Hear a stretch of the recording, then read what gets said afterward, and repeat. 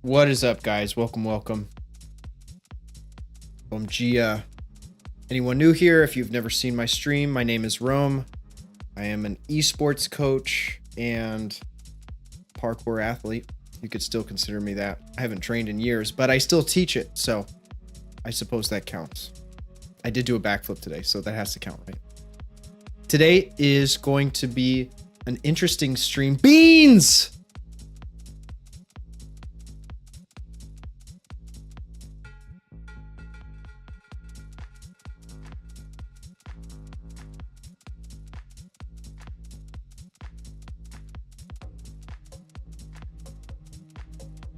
Imagine if that was a clip right there. It's just those words with the beat of the song, and then like that basically sums up all of our FaceTime conversations, right, Panda? What's up, Chris? How you doing? Today's going to be a little bit of an interesting stream because I recently discovered some of Bryan Johnson's content on YouTube, and I have mixed feelings about it. Mixed as in mostly positive and slightly skeptical. For good reason, I think. Okay, let me just go live here. And boom, there we go. So, before I get started, I just want to ask you guys how your day's going. AJ, what's good? DJ Rome. It's funny you say that, Chris.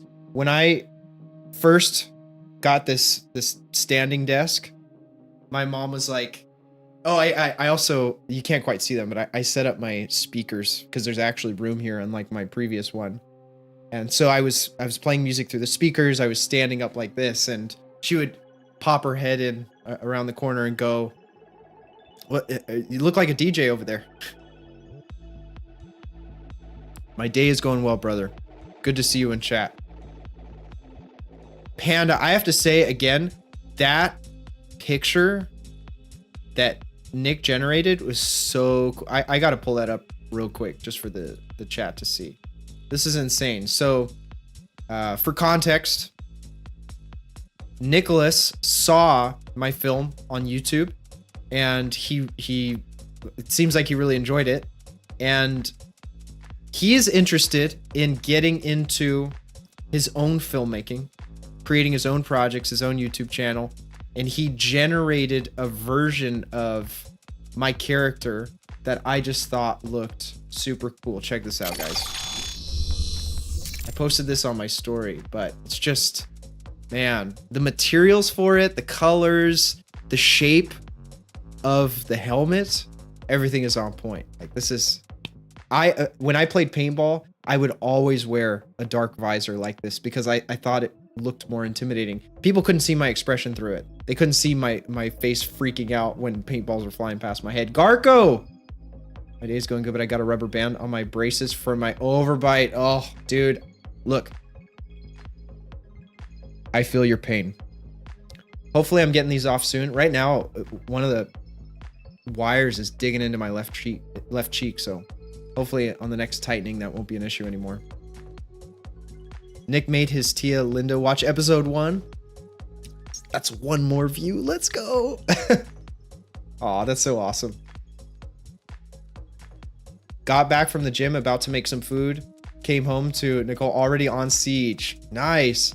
So I'm curious, AJ, what is the situation with the content creation for Siege? Because I saw that message you sent, that screenshot, in regards to her now being recognized as a content creator by Ubisoft. So I'm curious as to what that entails now. Black and red are my favorite colors. My gosh, dude, it's nothing better. The combination. Even back in the day, like when I was editing my Spartan in Halo, it would always be black and red. Good stuff. Nicholas has your stream up on the big TV. Nice. Awesome. All right. Well, I'll be sure to put on a good show. Thanks for tuning in, Nicholas. I appreciate you. And I appreciate your ideas, because this right here, I got to point the opposite direction. This looks awesome. So thanks, dude. Nicholas has more ideas for the film series. He thinks you need to expand by 3 more episodes. So here's the initial plan. 5 episodes is what I'm aiming for. If we can get through that, then I most definitely want to continue with it. In fact, my vision right now, the first 5 episodes will be the Rome that you've seen. The all black leather costume, the dark fantasy, the references to weird abstract parallel dimensions, I guess you could say. Dreamlike dimensions, more accurate. But then the subsequent projects, whether that be comics, film, animation, those will be more in line with my original idea, which is about this guy. And that will be more science fiction based. One of my big problems is I love so many different genres, so many conventions from those that I can't decide which one to go with. But if you want to make a good story, you have to be very clear about what you're going for. And so I can't do everything, which is why I'm just going to do more.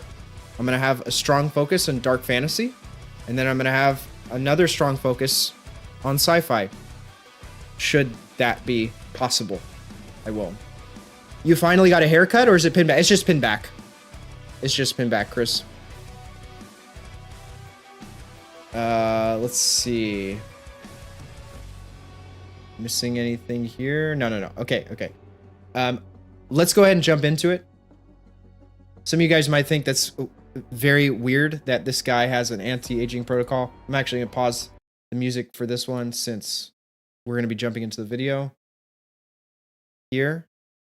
I want to watch Leon's video first, because he does a great, he's got like a good outside perspective of what's happening, and then throughout we'll talk about it. We'll pause it and just talk about stuff. But I've been implementing smallish things here and there after having watched some content, and I think the best feeling for me is that it falls in line with some ideas that I already had, and knowing that I'm not crazy is kind of nice.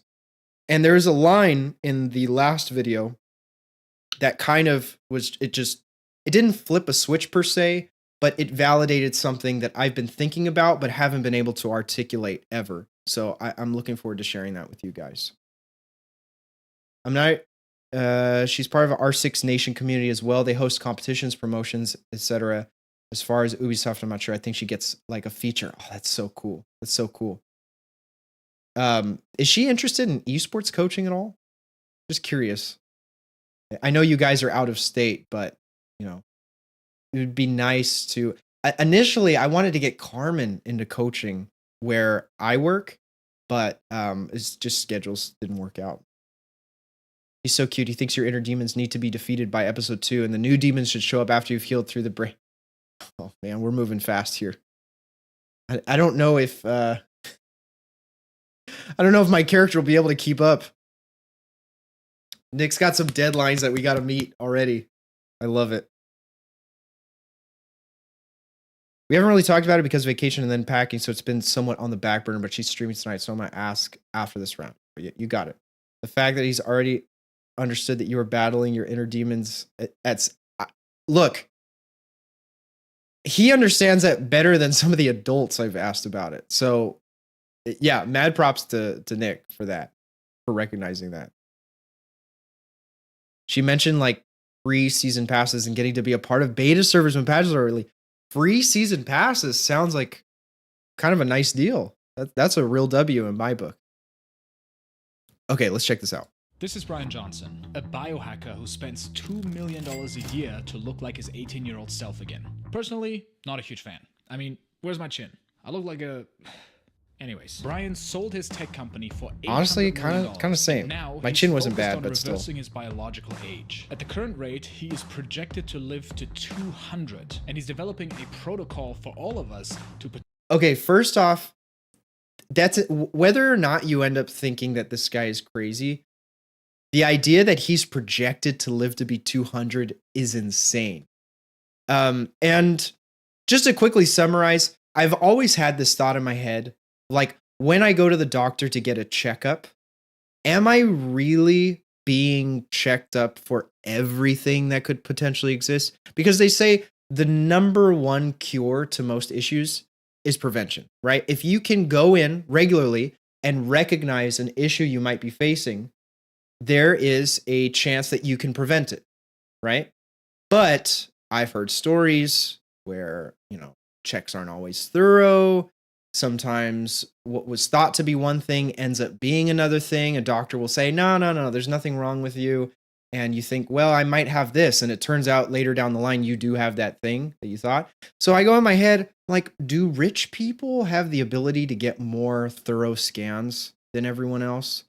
And it actually seemed like that wasn't the case. Like the healthcare, for the most part, at least with my experience in the US, it was kind of the same. Like you don't go in and get a comprehensive scan unless one, you're a certain age, or two, you have signs of that thing, because it's just, I guess it's not time efficient, which in my head leads me to believe, well, your well-being is not really that important then from a societal standpoint, because there are things that you could, like if you are proactive in wanting to screen something, I think you should be able to. If you have the funds to do it, why not?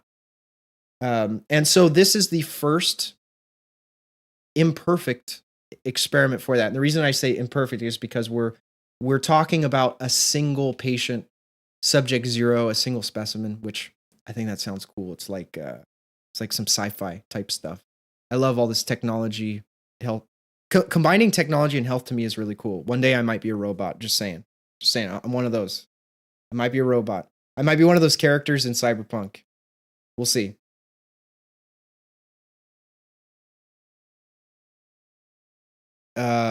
I can ask her regarding esports coaching. He also kept asking if that was real Mama Rome or an actress, and now he's very interested in Mama Rome. She's that's so, I'm gonna tell my mom that he said. It's so funny. Like she gets that a lot, but she's still, man, she's like overly humble sometimes. She doesn't realize what an awesome person she is. So I'm gonna let her know. He said that's so sweet. All aging is protein degeneration. If we can prevent that, then we won't age. This topic is very interesting. It's interesting to me because seeing the like, who knows what's gonna happen, right? Like it may just not work.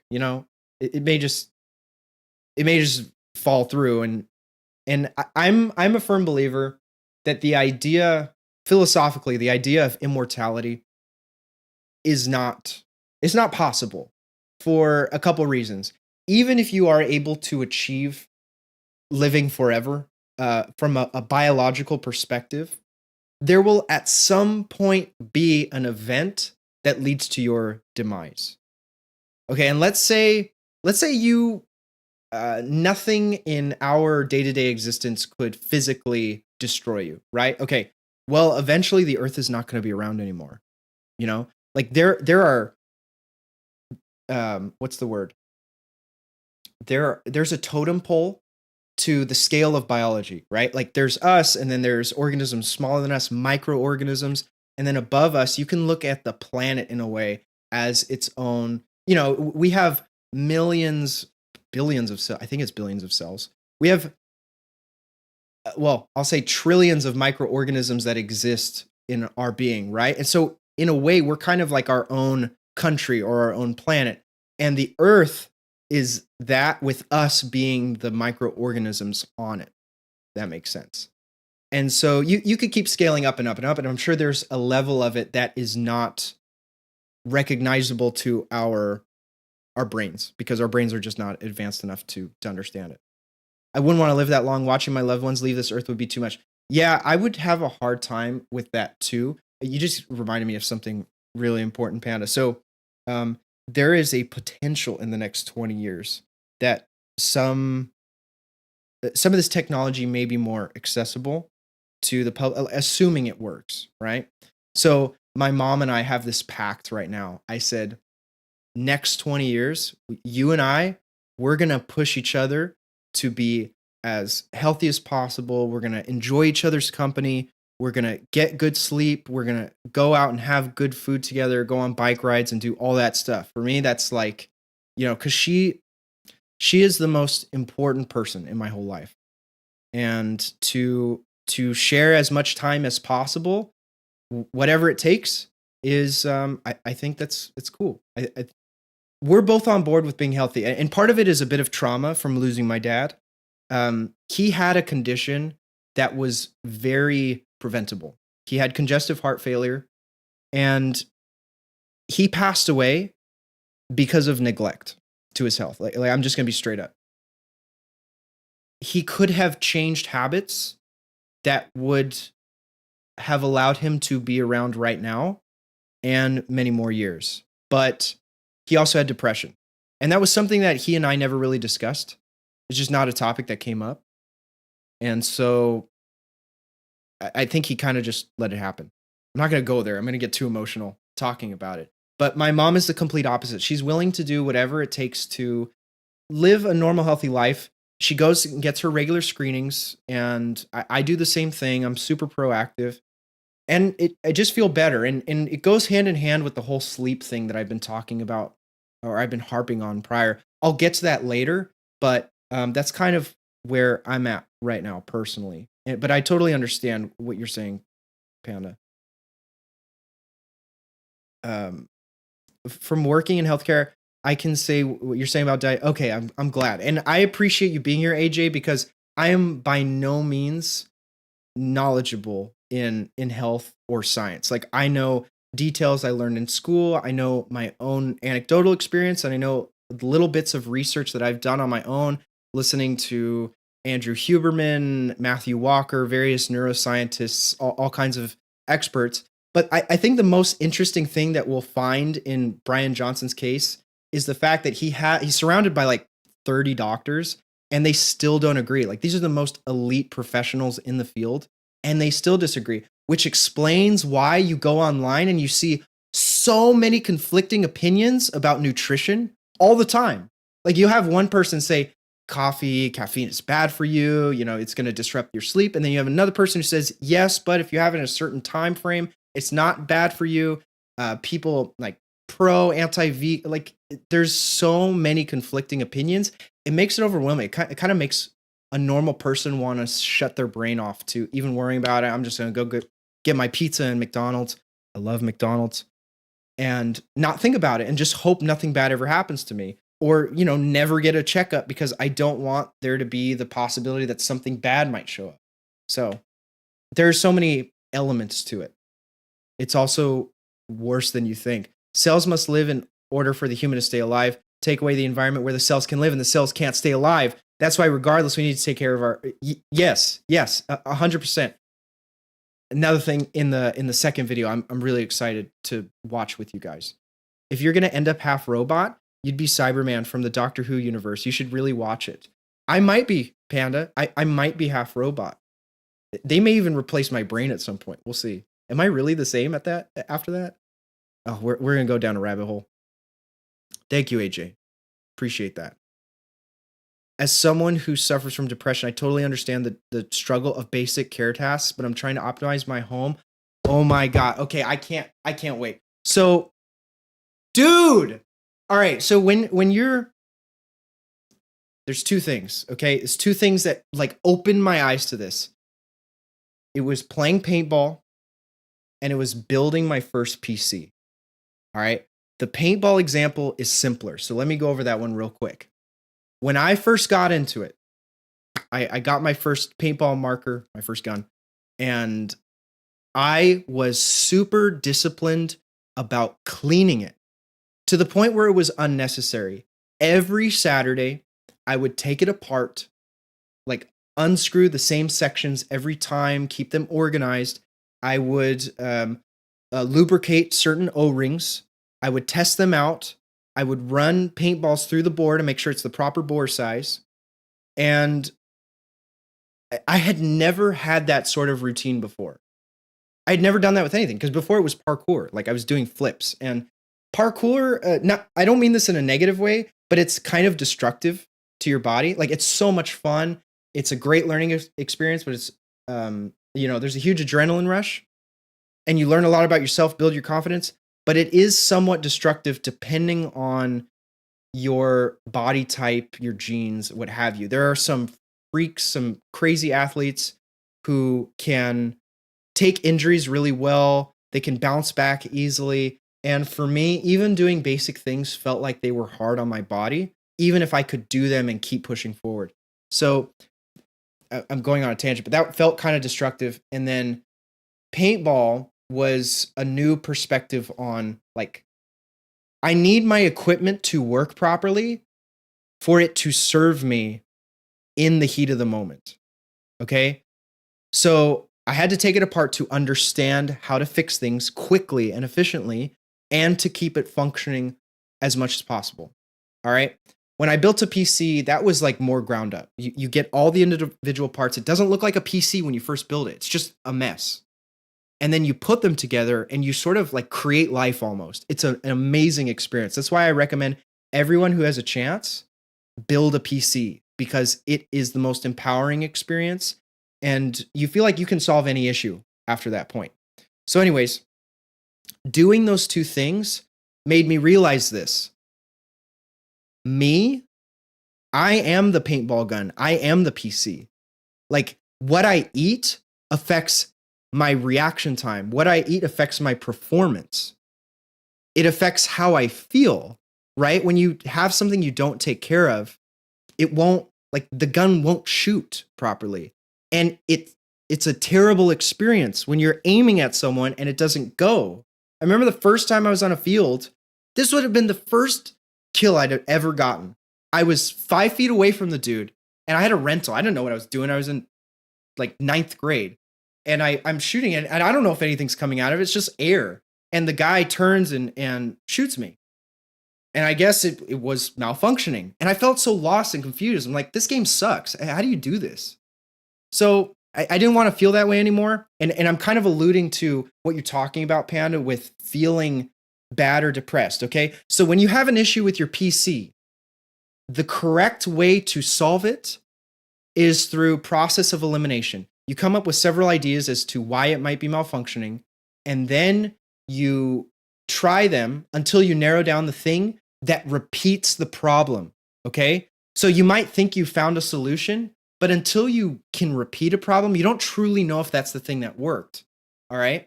When it comes to depression and feeling bad, I found out the solution, the repeatable solution for me, it's different for everyone, was sleep. Okay. Like 2 months ago, I felt horrible, like the worst I've ever felt probably. And it was because I wasn't doing my 5 a.m. thing anymore.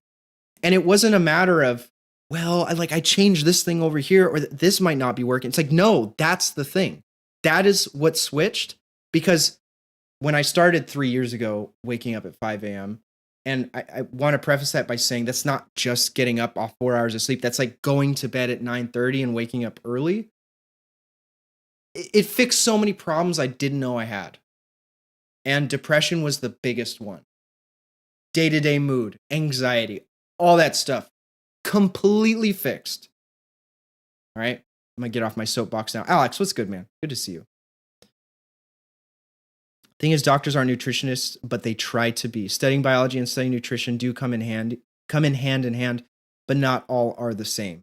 Yeah. I mean, God, there's so many fields. It's so complicated. The human body is complicated. Biodiversity in general is,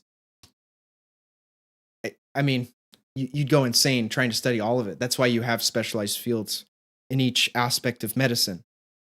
But I still find it all to be fascinating. Also, learning that care tasks have no morality has helped me. I'm not a bad person for struggling to. Of course, no. And that is counterintuitive too, because you think you're a bad person, and it's a self-fulfilling, um, like you're actually just perpetuating the bad experience more when you think it's bad, you know? I would love to have a house that's sparkling clean. That's one thing I need to work on. Honestly, I'm doing everything but the house cleaning. And my mom this weekend was like, "We got to work on your room. We got to work on your room." And I was like, "Okay, I'm ready. We can do it." So we moved the couches, we moved the TV, and I feel night and day different. I feel so much better.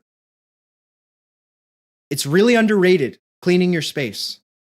Making my bed is something I have to do, but when I don't, it kind of ruins the day. I'll be honest. It's super underrated. I'm not a bad person for getting behind on laundry, for getting to bread. No, no, no. You're not a bad person. I don't think that. I mean, it's not helpful to think badly of yourself. You know, because we're all imperfect, right?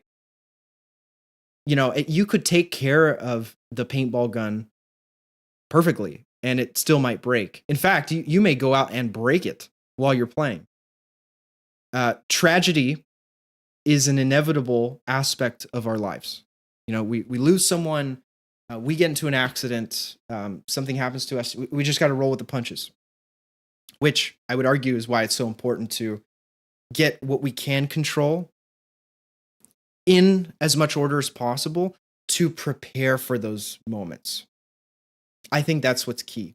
And when you really break it down and compartmentalize it, there aren't that many things you have to worry about because everything else is just out of your control. The problem is people overwhelm themselves with a bunch of things they can't change.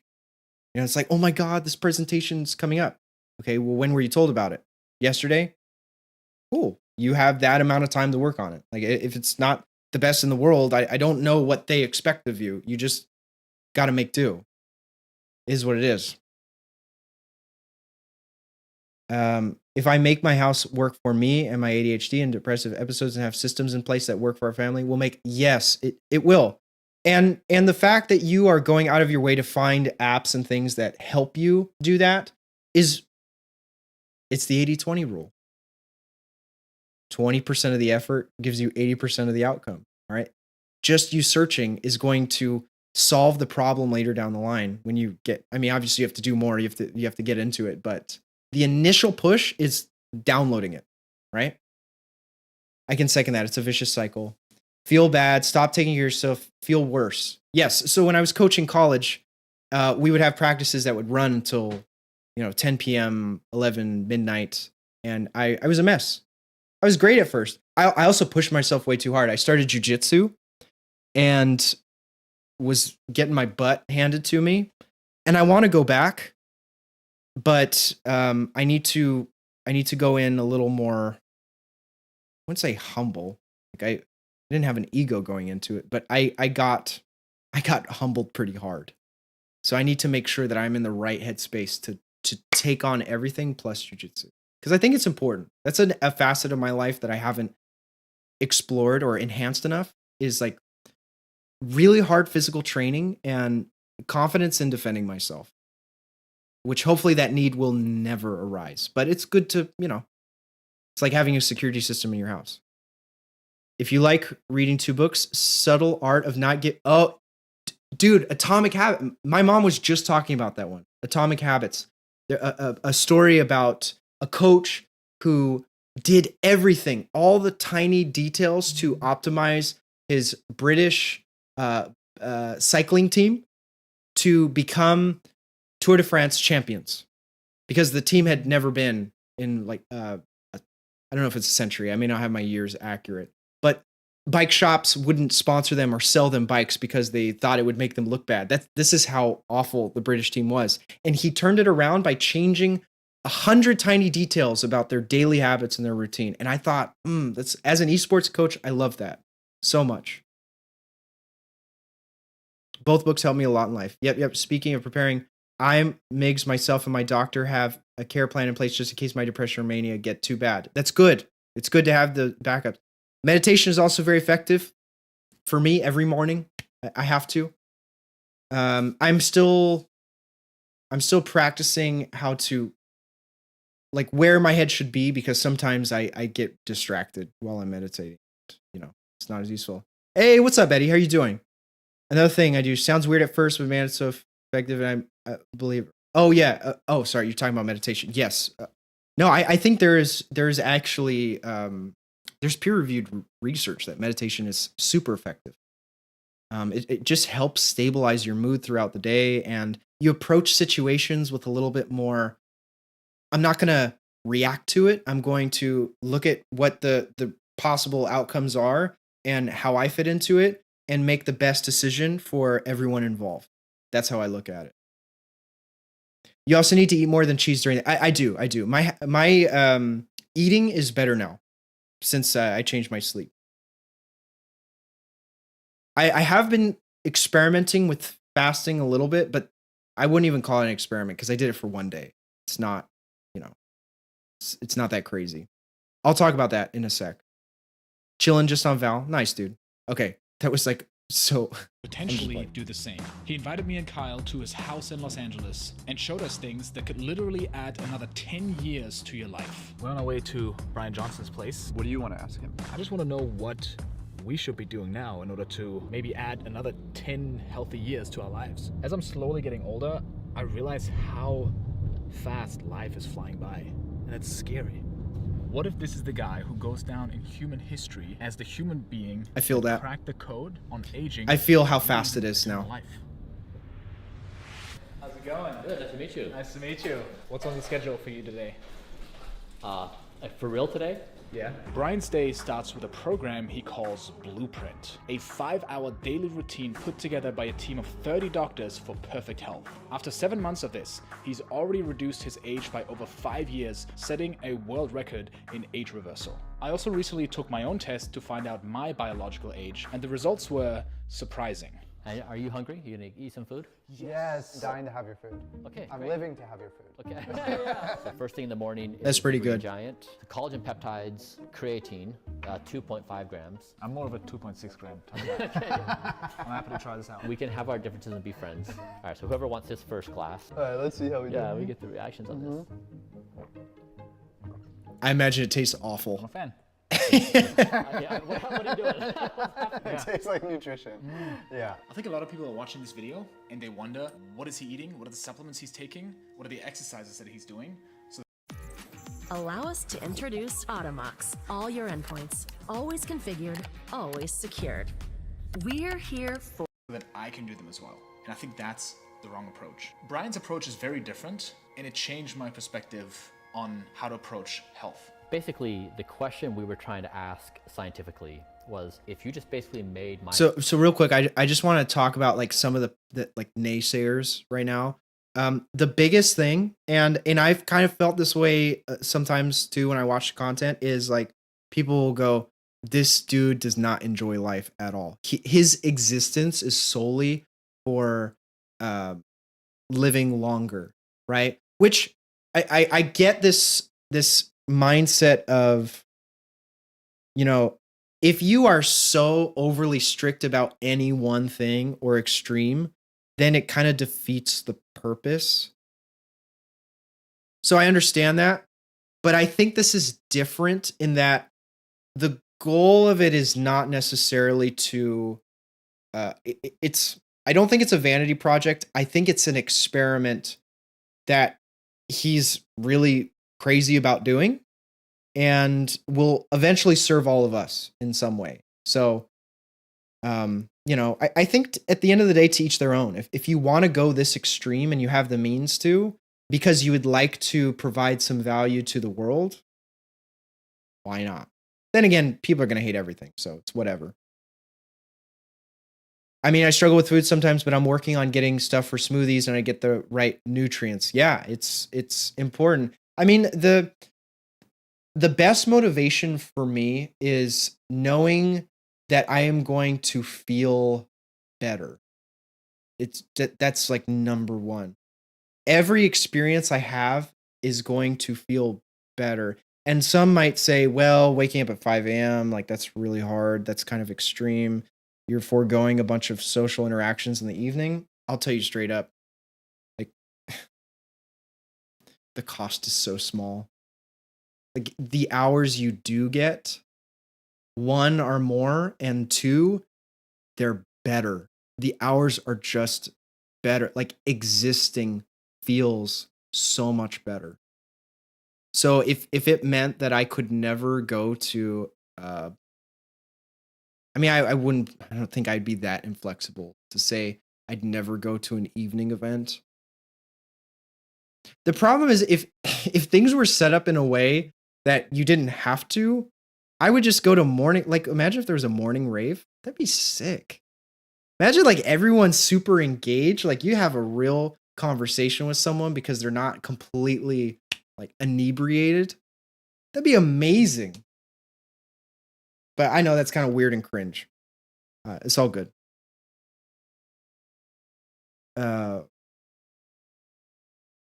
Bored and brilliant. Why I meditate prior to coding or exercise or anything productive wise. There's also, was it? I listen to brown noise before I coach or before I game sometimes because sometimes that could increase focus. I can't really say for me personally it has, but it definitely makes me feel calm for sure listening to that. Binaural beats are good before sleep, theta waves, things like that. It's awesome. I don't feel how fast life was going until I went to Germany with my mom and really saw her limitations every day for 2 weeks. So I did not really start to think regularly about my mortality or my mom's until my dad passed. Then you go from having 2 parents, 4 grandparents, 2 parents to just one of all of them. Like I never met my grandfather on my dad's side. I knew both my grandmothers, and I knew one of my grandfathers, and went to all of their funerals. And then my dad passed after all of them, and it was just like, this is gonna be me one day. Like this is real. And look, it's nice to be surrounded by family, but it's still a sucky experience for everyone. It is not like calm and relax. Movies idealize this idea that you're just calmly and relaxingly going to the end. It's not like that at all. And most people are too afraid to talk about it because it's uncomfortable. But I'm like, this is going to happen to me. Unless there's some freak occurrence that takes place, this is going to happen to me. So I'm going to, oh my God, I'm healthy. Let me take advantage of it now. What do I do? How do I prepare? That it's just after losing people, it sets in, becomes real.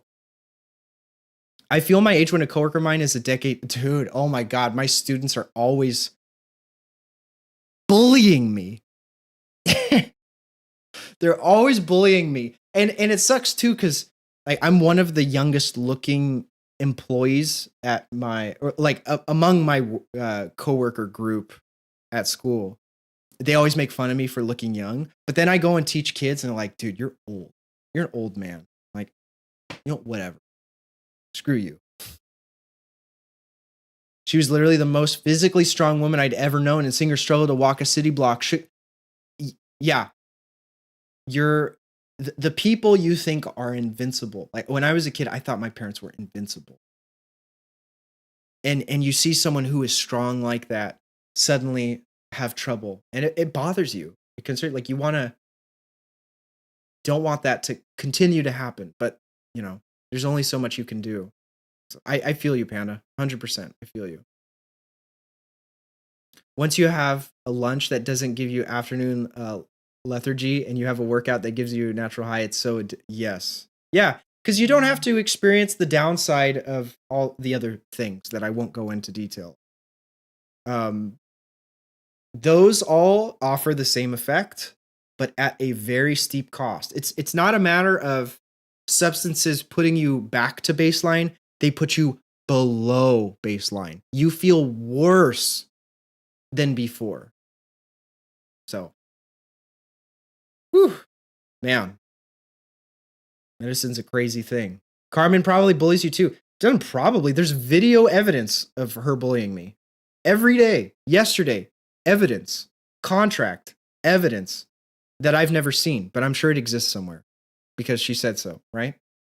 Reminds me of my grandpa, lived to almost 100, but the last decade was very eye-opening. Yeah. Yeah, it's hard.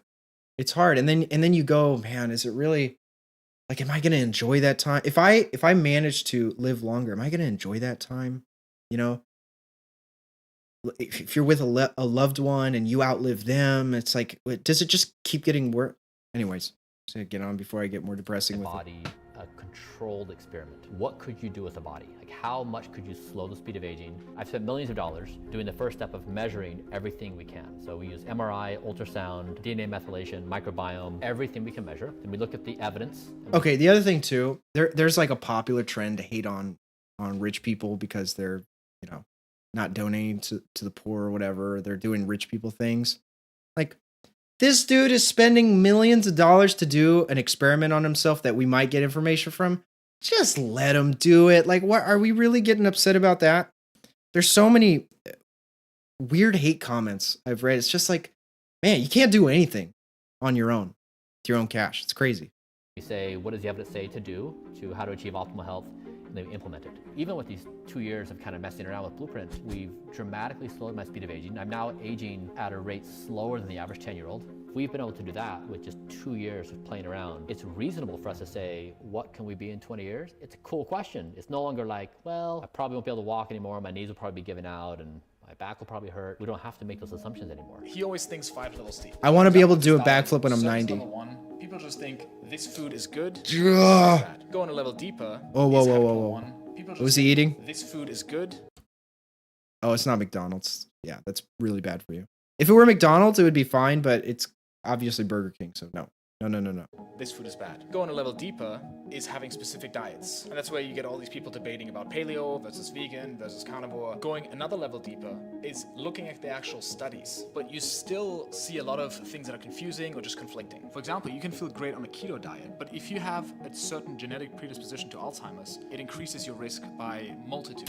It's stuff like that that just pisses me off, dude. You could be doing everything right, and then one day you go into the doctor and you're diagnosed with something. Like, I'm going to talk about this in a TikTok later. I have a condition called seborrheic dermatitis, which it's really not that serious, but it was kind of, well, that's awesome. Like, I struggled with acne my teenage years, really bad acne, like to the point where I had to get on Accutane to even like stem the tide at all. I still have, I mean, I'm lucky. The scars aren't that bad, but in certain lighting, you can definitely see them. But seborrheic dermatitis is a condition that I'll expand on later, and it's just kind of an eye opener. And as you go even deeper, it's more about, hey, try out yourself and see how you feel. That's what my true. understanding was That is true, until this point. AJ. So what do you think about intuition? Generally speaking, Making some eggs with onions, peppers, and broccoli after working out. Did sneak in some goldfish crackers left over from our trip. See, and that's the thing too. Like, I would never. So today, our boss brought cookies, and so he's walking at the end of the day, handing out cookies. I turn to my coworker next to me, and completely straight faced, I go, "Sugar's bad for you. Sugar is for the weak." And then my boss walks up to me. He puts out the box with the cookies. I turn my nose up at them. I look at him. I look back at the cookies. I look back at him again. I look back at the cookies. My hand slowly rises into the box of cookies to pull it out. My coworker, who I was just scolding, looks at me like, and I'm like,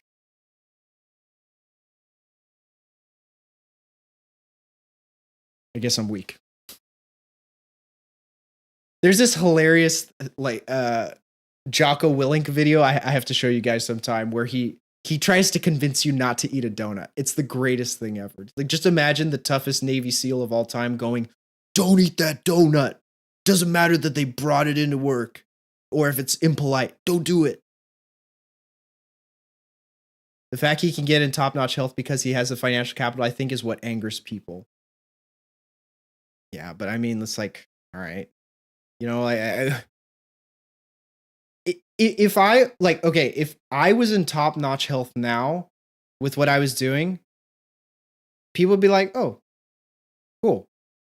But then if I did the exact same thing and got successful, then it doesn't make sense to me. Yeah, like there are other ways to spend that money, but I don't know. It's just weird to me. It is what it is. Um Also, you don't this is so like over you don't have to do this to be healthy. Like you don't have to be scanned every month by all these things. It would be this expensive anyway if a company was doing it. The fact that an individual is doing it is just like, all right, now you just point the blame at one person, I guess. But I don't know. People get mad about anything. I hated reading some of those comments about the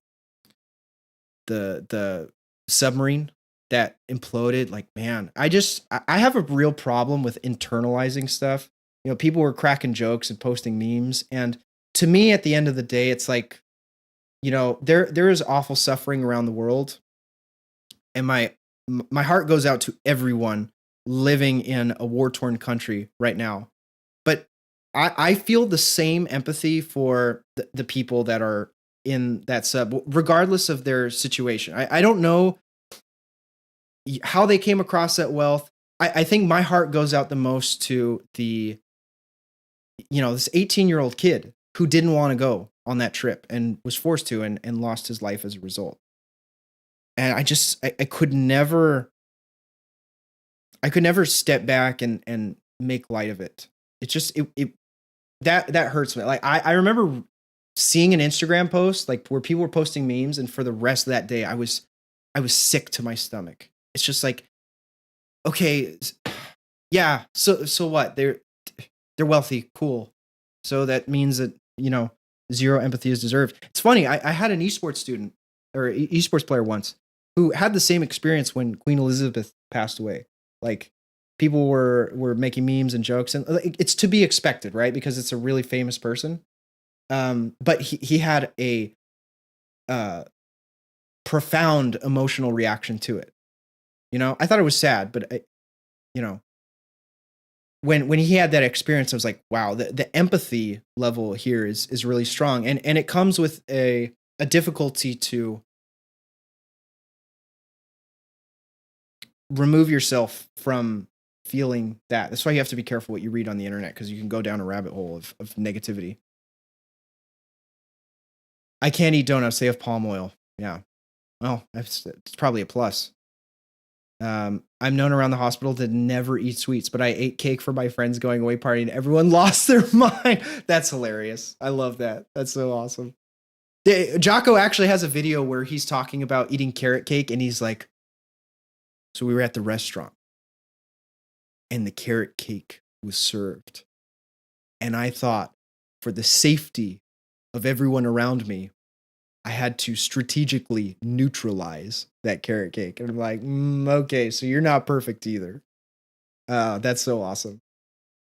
People can be healthy on a budget. I ate tuna, eggs, raw veggies, and rice for years while broke AF. Yeah, and I mean, there's this other great YouTuber I follow who does like basic financial stuff. I'm not talking about investing or anything like that, or getting wealthy. Like just, okay, like pay off your debts.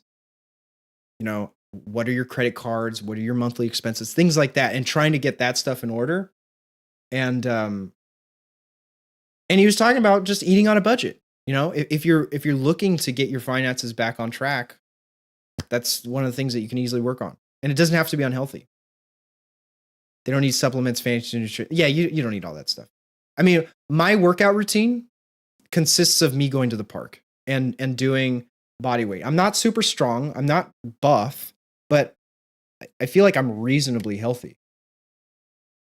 I at least get 30 minutes in. I walk, I get sunlight, I get, pull-ups. I love doing pull-ups. They're very hard, but I love them because you get a hard workout in a short amount of time. And they remind me of parkour. It's like climbing. Yeah, we do the best we can with our budget for a family of 5. We buy frozen veg instead of fresh. We try to add more veggies instead of subtracting. Yeah, I mean, that's one of the, it's a challenging situation for, not sorry, it's not challenging situation for everyone. It's a unique challenge for each person on how many people to feed and what types of foods to pick that everyone is going to be willing to eat. I imagine that's a challenge too, Panda. Like some people are like, I don't want to eat that. And you either got to force them or you got to get something else, which that's tough. People who make fun of suffering are just coping with their own suffering. It's bitter, pathetic. Yeah, it's unfortunate. And if you go on Twitter and you see someone who's being negative all the time, I guarantee you, if you go to their profile, they are doing that on everyone. Like they're replying that way to everyone. So it's not, you should never take that stuff personally, as I take it personally. Trying to balance a picky kid's diet is so hard, but as long as he eats, we're happy. Nuggets and lots of melons, berries, and carrots. Yeah. I love Jocko and David Goggins videos. I had kind of a David Goggins phase. My only issue is if I fall too much into the like go hard all the time, I will crash. Like I will fail, man. I'm not David Goggins material. There are points like when I was playing paintball, I was like, yeah, every day, like let's train really hard, and like I'm gonna be the best player ever. But I can't maintain that over a long period of time. Panda knows this because she has to listen to my whining and complaining. But like I'll be I'm like coaching 3 teams, going to jujitsu, waking up at 5 a.m. Like I'm going hard writing my script, everything. And then one day I'm like, I can't do this anymore. And I just fall apart. Goggins is like the one who's going to beat me into the ground. But I love Jocko, man. I mean, they're both cool. I like both of them. I love Goggins' analogy about toothpaste. I thought of that this morning. We typically last a month of groceries for under 500 for a family of 5. That's pretty good. That's pretty great. That's 2 to 3 meals a day. Summer goes up since teens are at home all day staying. Right. And teens eat a lot. They eat so much, especially if they're out and about moving around. Like they're going to eat even more. Pull-ups are my favorite. Yeah. Goggins is psycho. Yeah, he is pretty psycho. I can appreciate his psycho, but I can only take it in small doses. Otherwise, I will just hide with a blanket in a corner. Straight up. Like legitimately pushes himself to the brink of death multiple times, regardless of his body telling him no. Yeah. I would never say that everyone should be. Look, there are people who don't have limbs. Like they can't do the same stuff that someone with 2 arms and 2 legs can. So you can't have some crazy expectation of them doing the same thing. Though I will say there are some really inspiring disabled athletes who are way more in shape than I am and accomplish some incredible feats of physical movement. In fact, there was one parkour athlete back in the early 2010s I would watch, and he would do so. A cat grab is where you like grab a ledge and you pull it up. You top out with both arms. You use your legs too. You drive with your knees up. He would straight up like the damn cup holder. He would straight up run, jump, grab with one arm. He had like this much of the other arm, and he would just like top out with that, and then like.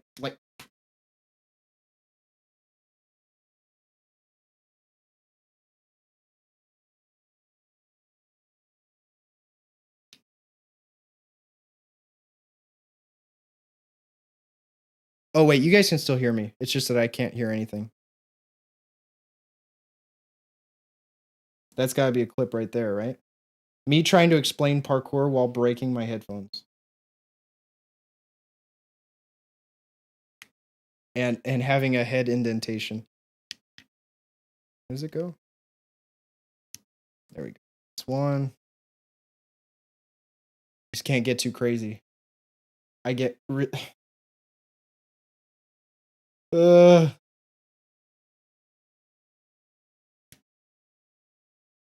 you go. Hang on, let me test it out real quick. I don't trust my intuition. Okay, cool. Whine, complain, cry, vent. I'm here to give you space and be heard. And the same for you, Panda. The same. And the same goes for anyone in in chat. Look, I love our public discourse on Discord, but if you ever want to shoot me a DM, you are more than welcome to. I got you to the best of my ability, right? You know, I'm not going to pretend that I know the answers, but I do feel like I have a slight propensity for interpersonal communication. I'll give myself that. Rome, who will carry the boats? All right. Does it count if you, okay, AJ, if you lift the boat like this, okay, you're standing under it, even like balanced, or no, we'll say it's slightly back heavy. Okay, so you scoot forward, you lift it like this. What if I approach from the back and I do this? That's carrying the boat. I'm still helping you carry the boat. Okay? It may not be what you want. Okay, I'll do this. I'm supporting you, dude. I've got your back. I'm your teammate. Let's go. Here, let's move these boats. I love Goggins till I read his book. At the end was turns out I need to stretch before exercise. That's crazy.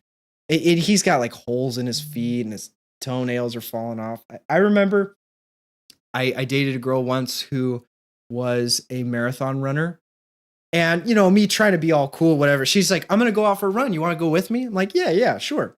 She says, she's like, okay, we're going to run, what was it? 6 miles? I don't think it was even 6 miles, but it felt like 6 miles. She's like, we're going to go run a few miles. Like, okay, cool. Let's do it. I can do this. No problem. So we go out for a run. It's like an hour and 30-minute run nonstop. It doesn't take any breaks. Like, oh, okay. And, you know, like my ego was on the line. So I didn't say I needed a break. I didn't stop. And of course, at the end of it, I was like, oh yeah, I'm fine. Totally chilling. Even though I was definitely struggling. I was hurting inside. I got home. I don't know if I have the picture still, but there was like my foot and there was just, I can't even describe it. There was a hole in my foot from running more than I was used to at all. She was crazy. She trained, so she was good. But I'm just standing there. I've got a hole in my foot. I don't think I'll ever run that much again in one go unless I fall in love with running marathons for some reason. Please reach out. I'd rather sit in silence, give you space. Yes, I would like to repeat that sentiment as well. DMs are always open. Then we both carry the boats. Let's go. All right. Okay. Tuition at all. So I actually, this is funny. I do 125 mcgs of liquid iodine a day. So it's just one drop and it tasted really good. I thought, does that mean my body wants more? So I started doing 2 drops a day and I get my labs back and my team's like, wait a second, this marker doesn't make any sense. And I was like, okay, I have a confession to make. And so every time I've used my senses to make a change in the routine, it shows up in the data and the team instantaneously knows. This is the 5th level. Bryan doesn't just go based on how he feels or what the studies say, he measures his own data. So the first big thing for me is feelings are nice, but data is king. Data can still mislead you. So it's not perfect, but it's better. Yes. And Bryan has data on everything. He even built an at-home clinic for weekly testing. What's your favorite piece of tech? They're all my favorites. It's like his children. Yeah, all of them equally. yeah, they're all special. I'll show you why they're special. So this is multispectral imaging for face age. Wait. I'm sorry, Will. I don't know if that's like.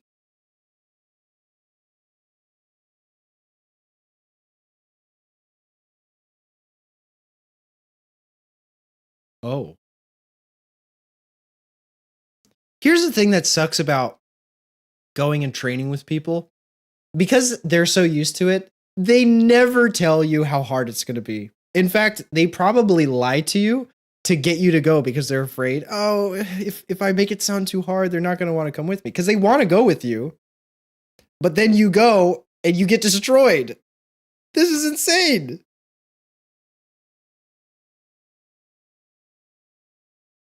A Costco water and a granola bar.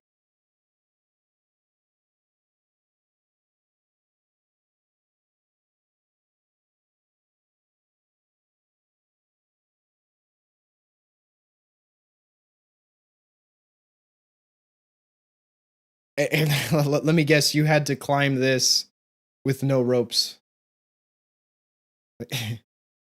uh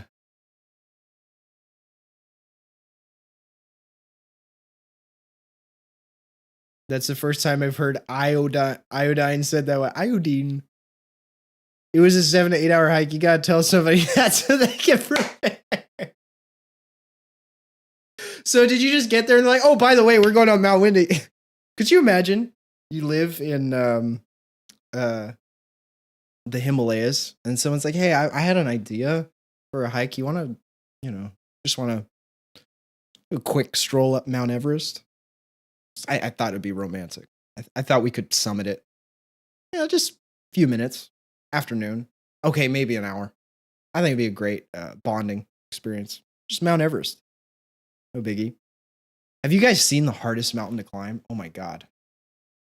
So Mount Everest is the tallest in the world. It is extremely dangerous.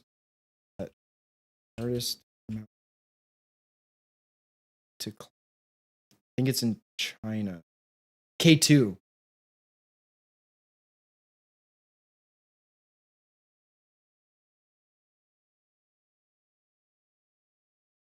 Why is it so hard though? Oh, never mind. It's not. Oh, it is. Okay, I'm sorry. Pakistan administered Kashmir, China administered Transkarakoram Tract. That country is the second highest mountain on Earth after Mount Everest. Well, it's only shorter by 200 meters approximately. Oh, it's between two areas. It became popularly known as the Savage Mountain after George Bell, a climber on the 1953 American expedition. It's a savage mountain that tries to kill you. Of the 5 highest mountains in the world, K2 is the deadliest. Approximately 1 person dies on the mountain for every 4 who reach the summit. The summit was reached for the first time by Italian climbers Nino Lacedelli and Achille Campanoni, Italian explorers. It's never been climbed from its eastern face. Ascents have almost always been made in July and August, which are typically the warmest times. I imagine it's not that much warmer, though. It's still freezing, freaking cold. Only 377 people have completed it, with 91 deaths. Wow.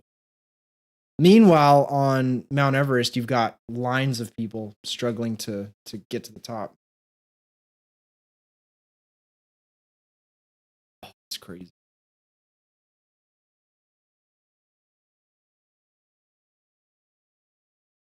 You used to work out with Nicole. She doesn't work out with me anymore either.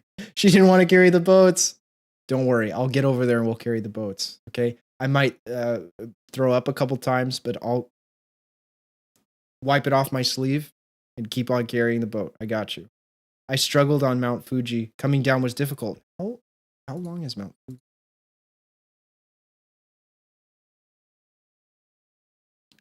Mount Fuji to me looks intimidating. I mean, it's beautiful. It's beautiful in all the images I see, but it looks kind of scary. Well,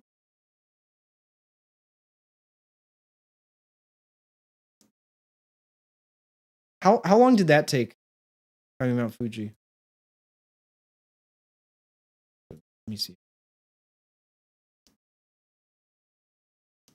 So you don't really have a walking trail. You have ropes or chains that denote where you should walk, but oh, that's an interesting summit.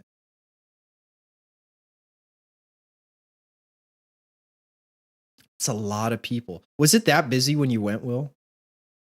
Like, do you just have people all around you? It's like cramming up there with you?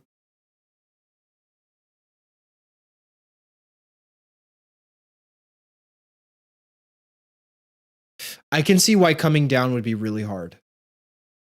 You have one bad step and you're going to go tumbling down that mountain. It may seem kind of flat from the pictures, but I can already see what you're talking about.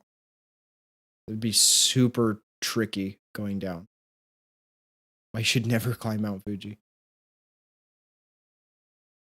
It was like half a day, so usually sunrise to sunset. Yeah, if you're going for sunrise, you do. Going up was easy.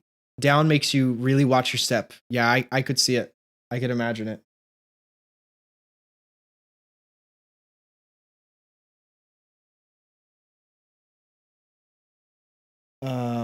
Let me switch back. This is medical grade ultrasound. So we use this for whole body imaging. So this is cool because also I can look at the efficacy of my workout routines. I can look at muscles in a hypergranularized way so I can see, is my muscle growing? This over here is high frequency electromagnetic, does muscle contraction. For example, if you apply it to the abdomen, it's the equivalent of 20,000 sit-ups in 30 minutes. Instant abs is possible. Have you seen the Rick and Morty episode? 20,000 sit-ups in Sleepwalk 30 and then in their minutes. sleep, they're doing sit-ups. Yeah. That's this. Wow. Yes. Now, you may be thinking, how am I going to track all of this? I don't have millions of dollars or a team of doctors. I need 2 million to get buff. There are a few affordable things you can do now to get massive benefits already. What do you think people could test now? Activity, fitness, sleep tracker, blood sugar with a CGM, a poop test, and then you get a comprehensive hormone panel. So you get those 4 things. You are way more accurate than everybody else with the health. But let's be honest, even if you had, you are way... So this is the, like, sorry, I'm standing in the way of it. Like, not fancy version. You have your activity tracker. I'm sure there's free apps, or they might try to rope you into a subscription. Glucose monitor. I don't know anything about that. Stool test, like you could probably do easily. And then hormone test. His skin looks so thin. So here's something that's weird, and this also goes to like humans can tell when someone looks healthy. Like that's part of the the attraction element, right? And in order to look healthy, you need to have a slight amount of fat on your face, probably on your neck too. And I was watching another interview, and I think he's at a 5% body fat, which is insanely low. He also consumes only 2,000 calories a day. I'm not quite sure how those are optimal standards for health. I think it has to do with getting perfect sleep. So your body takes, what is it, 8 hours? I don't know. AJ can you can correct me, AJ, if I'm wrong on any of this stuff, but I think it takes 8 hours to digest food. And so in order to get, like, use gaming terms, pixel perfect sleep, that process needs to be totally complete before you go to bed. So Bryan actually finishes his last meal around 11 a.m., 12 p.m., which to me I think is insane. If I want to do a specific day where I'm fasting, cool. I'll have my last meal at 11 a.m., 12 p.m., and then just go the rest of the day and, be cranky. But I wouldn't do that regularly. I think that's his regular routine, which I'd have to read more about it to understand why that's the optimal route to go based on their studies. So that's why his skin is super thin, because there is no fat. Probably feels like that many, but hypertrophy requires motor signaling, not just contractions. Damn it! All right, anyways, it was worth a shot. Way more accurate than everybody else with the health. But let's be honest, even if you had the most accurate data about everything and you know what to do, what are the chances you're actually going to do it? None of this matters until you apply this next lesson we learned from him. And so even if somebody knows something's bad for them, it's still sometimes impossible to stop that bad behavior. We have a society that celebrates addiction. When you guys came here today, you probably passed 30 fast food restaurants. You can be on your phone addicted to your algorithms. You've got alcohol opportunities. And then if you don't participate in that, people are like, you're weird. And it's celebrated because it's like... Ready to take your business to the next level? Scale it with a commerce platform made for entrepreneurs. part of living life. Yeah, they say, like, if you can't live life like that, it's not worth living. Like, you must be miserable. There's so much emotions to unpack in the behavior that drives that sort of thinking. How did you unpack that for yourself? I shifted control from my brain to my body and just said, all right, organs, you do your thing, and I'll watch.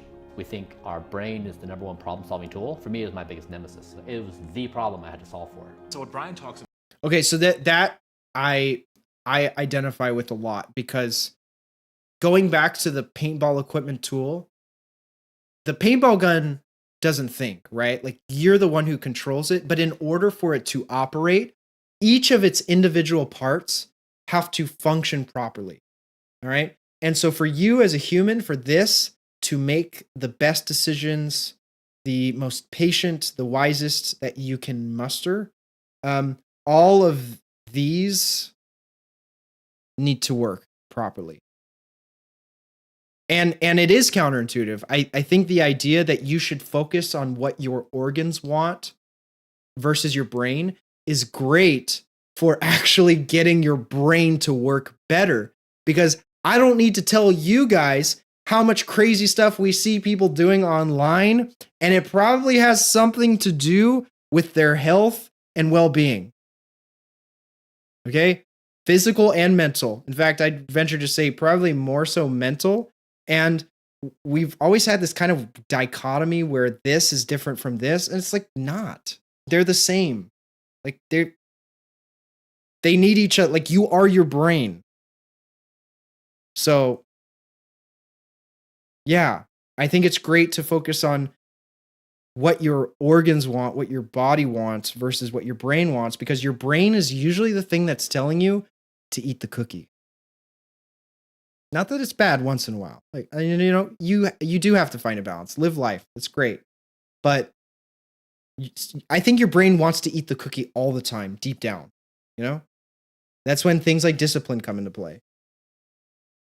I don't know too much about digestion specifics because there's too many variables, like fiber activity, own body's ability to absorb. True. Yeah. Everyone's body is different.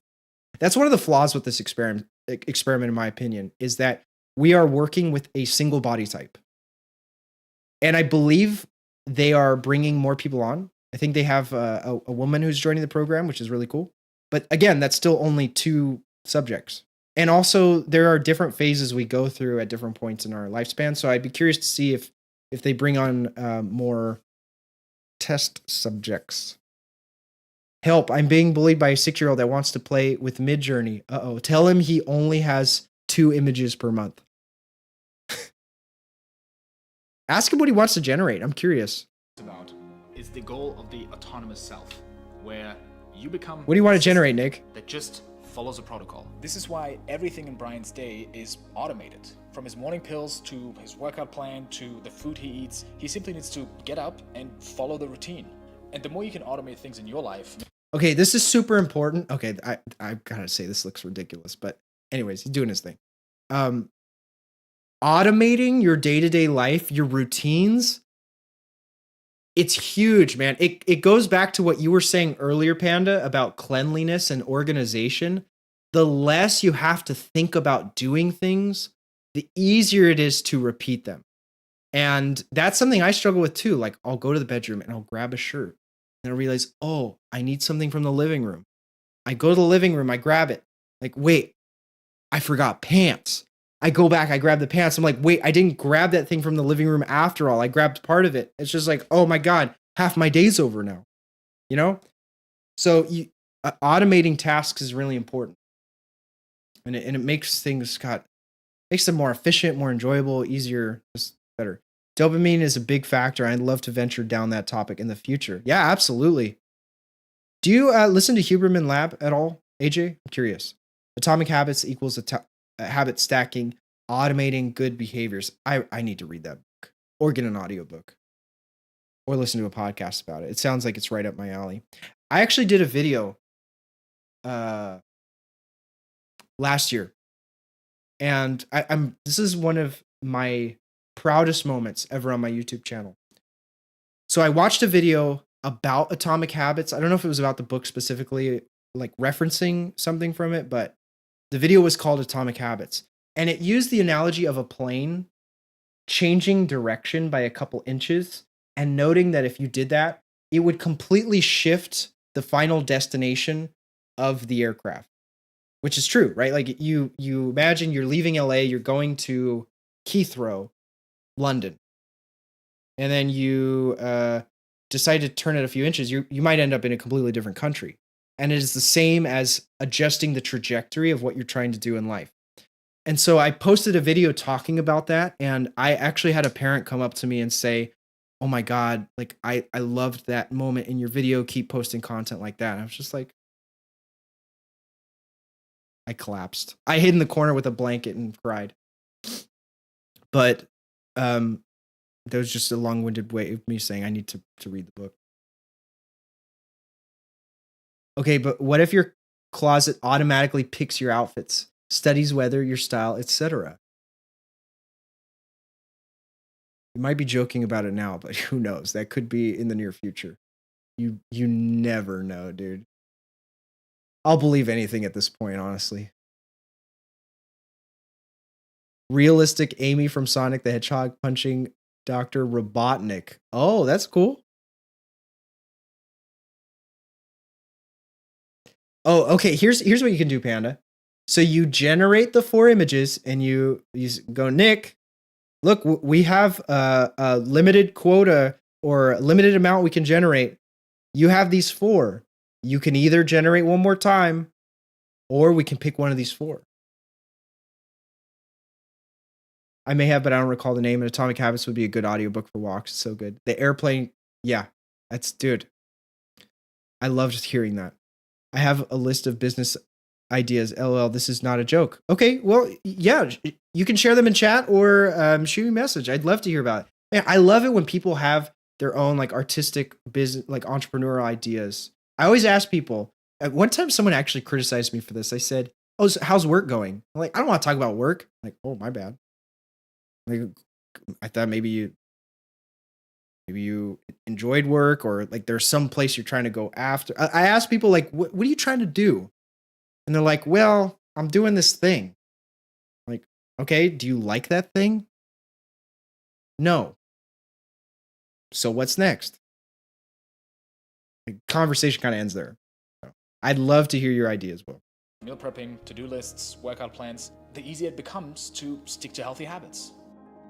Yeah, we can nerd out about sleep stuff. The sleep competition continues. Nothing makes me happier than when people beat me. I'm close to my first 30 days of perfectness. Wow. I've got 2 nights in the past 30 nights I haven't got perfect sleep. No, Wow. not 100% Okay, completion. you beat me on that. Yeah. This is one of my. Look at that. L. That's not a true speedrunner right there. Failed. Also, nice nail polish. Documentary is called The Future Of. I'll add it to my list. Hey Siri, remind me in an hour to check out The Future Of.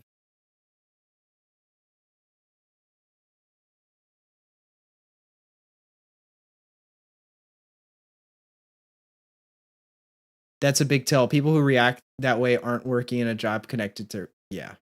And I mean, I would say most people are in that situation where they're doing something that's not connected to their passion. But it always strikes me when people don't have something they would rather be doing. Like some people just go, this is my job. My weekends are what I'm like. The weekend is always the graduation and that's it. Like, dude, if I were just living for my weekend so I could go out and party for that 1.5 days that I have, I feel like that would be worse. I don't know. I feel like that'd be worse. Teach their own.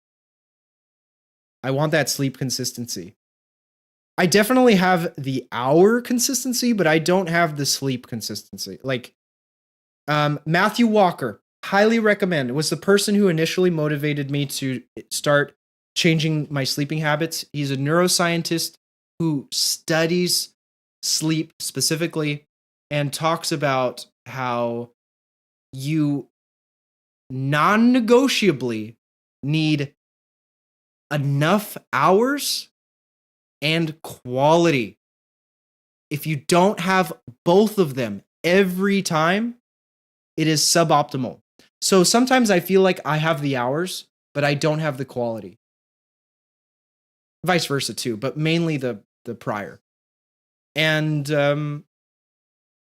well, again, I'll talk about that more later, but it almost has to be kind of a religious obligation in a way. When you change your perspective about it, you go, oh my God, this is making me feel so much better now that I'm doing this. And it doesn't happen after night 2 or 3. Well, it might actually. It's kind of profound. But for me, it was a week and a half. I started going, okay, I'm in the rhythm of this, and I don't feel like I'm going to fail again. I'm not going to revert back to my old habits. Then again, something can always come up in life and throw you off, but that's normal. I haven't had a good night's sleep since maybe 1998.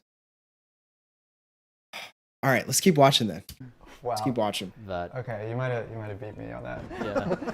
So one of my questions for you is, do you rage? Do you party?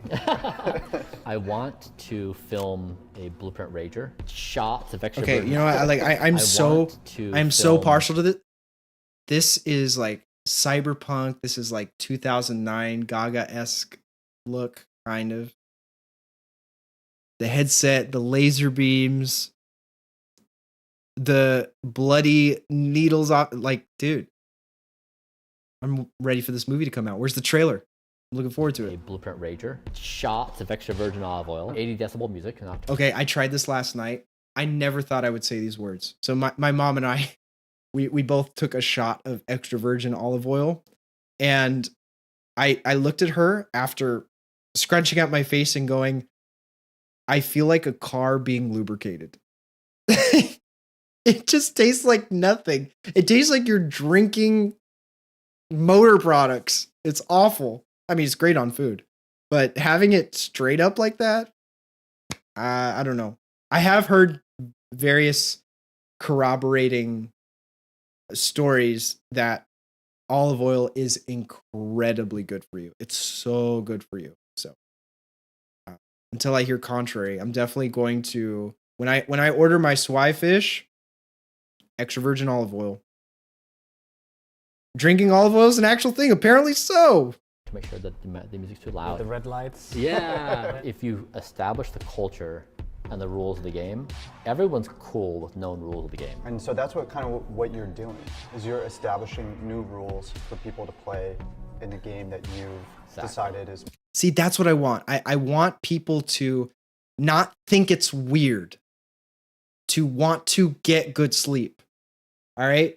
People see that I get up at 5 a.m. or I go to bed at 9:30, like by choice, not because I have a job where I have to wake up early. Because I know Chris, I commend him because he was getting up every morning early for driving the bus. But by choice, it's kind of weird. People are like, you're a bit of a nerd. Why are you doing that? Little cringe. Why aren't you playing games? You should be on Valorant. You should be platinum by now. You're still gold. It's because you're going to bed. What's wrong with you? I think it should be normal. Like, we should all be playing Valorant at 6 a.m. so I actually find people in queue instead of having to complain on social media. It's most optimal. And that's the reason why our channel exists. A lot of people feel like that, where they're like, I want to improve my life, I want to live healthier, but I'm going to lose all my friends. That's right. What do we connect on that? I think a lot of us went through that period where we're like ostracized, but then eventually we found each other and we built a new group, and hopefully we can make that easier for other people. Really? I didn't know it was proven to reduce seizures. How often do you work out? About an hour every day. It's I so try to acidic. Flex Ooh. and stretch every muscle of the body. I never get sore, so I'm sure. AG1 is so much more. Nicholas likes that you both have the same in time. one single scoop, it delivers I'm daily giving you multivitamins a virtual for your high five right now, performance, Nicholas. stress Let's go. reduction, and Same yes, bedtime. greens. Sure, I'm probably missing out. Now on we some both gotta gains to get make, our but really moms I'm to focused be on the my same speed of bedtime, too. aging as my marker, trying to slow that to maximum. So I'm not trying to hit certain levels of athletic performance. And the routine I have works. You're working on the backward knee flexion. Technically, So Panda, if you backwards, have one the at a same time. bedtime as me, Yep, you're there getting you up go. 3 Work hours on earlier. So you're forward going motion even versus harder in the paint than I backwards. am. It's fantastic for knee stability. You know, his workouts make sure every muscle, joint, tendon gets moved to slow deterioration, whereas my workouts are just for building muscle, and I have to eat a lot of calories for that. I'm still on the fence of, do I want to build muscle or do I like my physique and I just want to keep it? I've gotten more comfortable with it. I've always felt like I was kind of skinny, but I have some decent definition that I can appreciate. Thank God, genetics. But I don't know. I kind of, at some point, I would like to build real muscle. It's just not a priority right now. Maybe we'll see. More food usually means I know. Have you guys seen AJ? He's freaking built. This man's on a mission. He's a tank. He is Jason Bourne. Jesus Christ, it's Jason Bourne. more accumulated damage to the body, which is actually terrible for longevity. And maybe that shows in the true age test that I took. I got my biological age test results back. Now let's see if I'm old or not. Intrinsic age is 39. Oh God, I don't think I could bulk up that much, Panda. That guy, okay, he's a tank. So it says my biological age is 39. What's yours? I'm older than you, 46. You're 46? Mm-hmm. Why are you so chill about this? I'm aging at a pace of 0.86, so I've slowed down my rate of aging. When I talked to Ryan, Maybe the eventually I'll founder do of this, True but I'm not like, Diagnostics, he told I'm me not that tripping my about cells were figuring out different my than normal at the my point of testing, biomarkers yet. Which is probably why honestly. I got such a high number. Maybe because I was sick at the time, and I should retest again. This would make me worried if I didn't see something else on this report, but I do see something else on this report. It's which originally makes me used for doubt the authenticity neurological of this particular disorders. metric. He also shared that the most important factor to look at is the rate of aging, and mine. The initial weight loss during keto is Think about purely Bryan water Johnson, weight. Like he was a lot older than he is currently now biologically.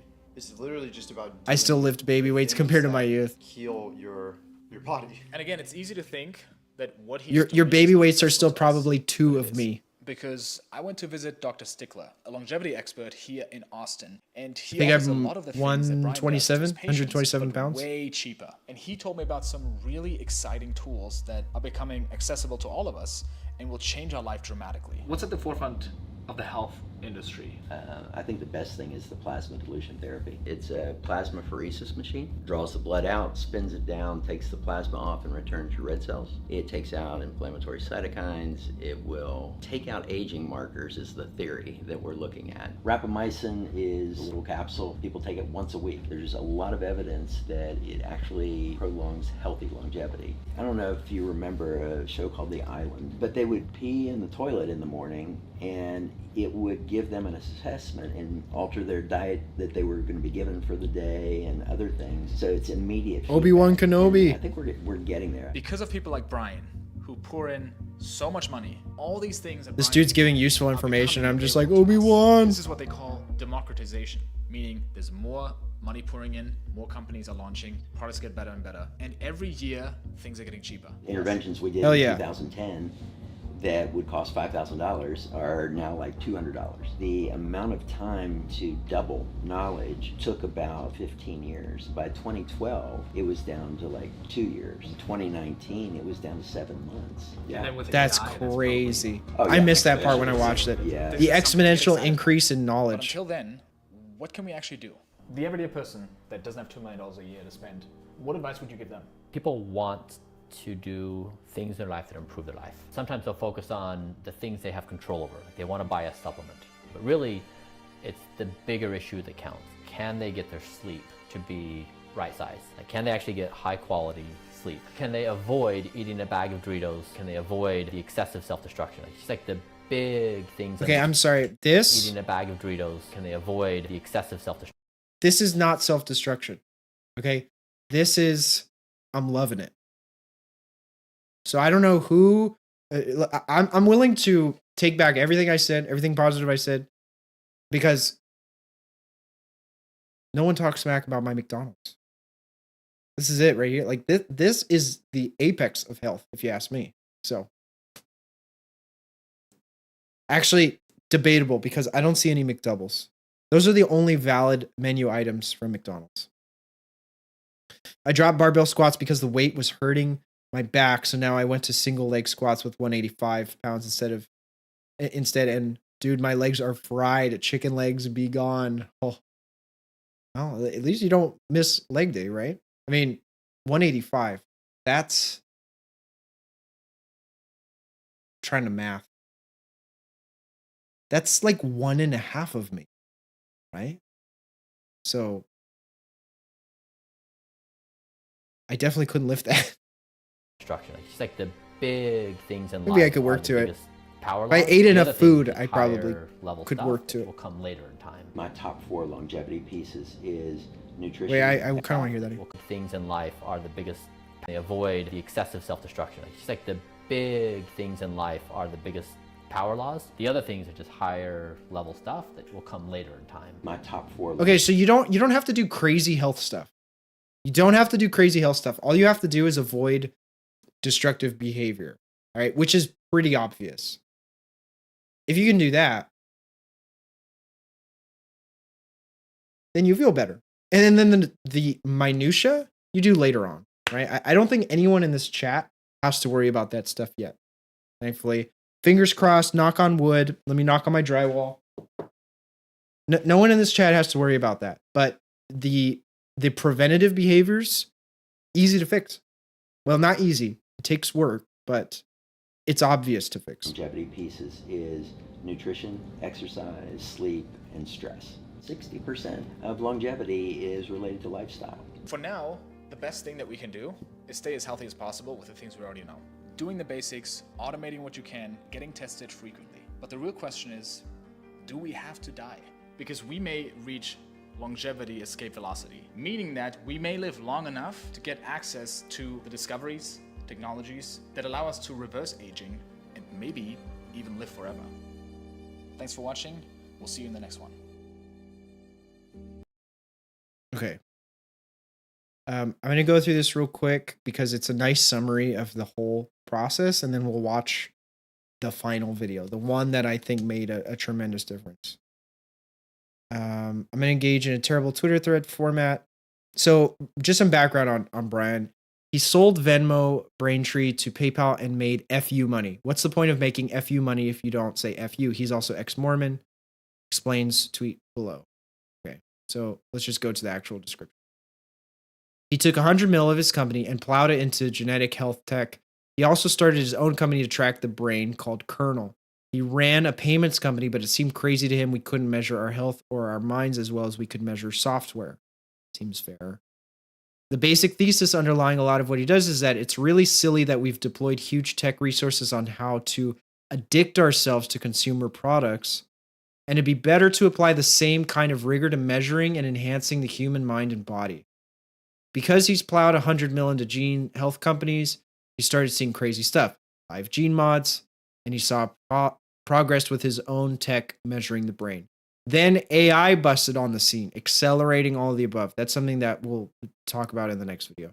And this led to radical life extension, Blueprint. Internet influencers were making false claims about health and wellness with no data, no tracking. Even though we're going into the AI era, diet health seemed like medieval folklore, alchemy, not science. So Johnson basically said, F this, I'll be patient 0.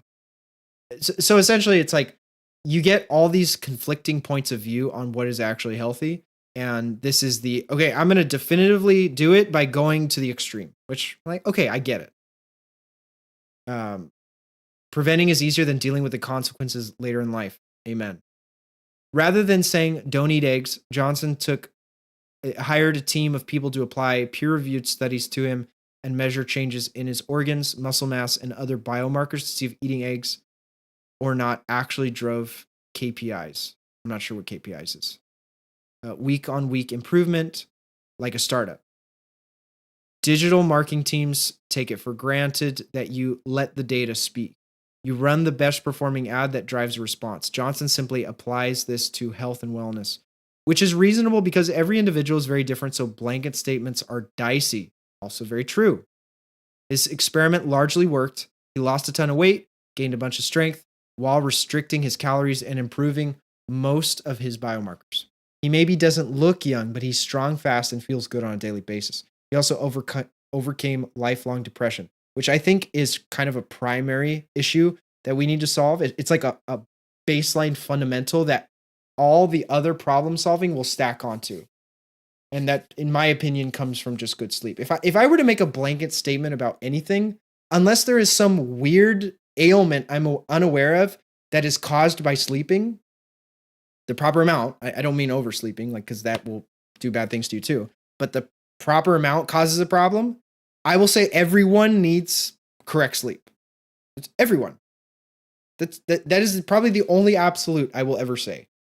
Everyone needs correct sleep. It's like, I mean, you don't have to. You do what you want, but it would be better if everyone did it.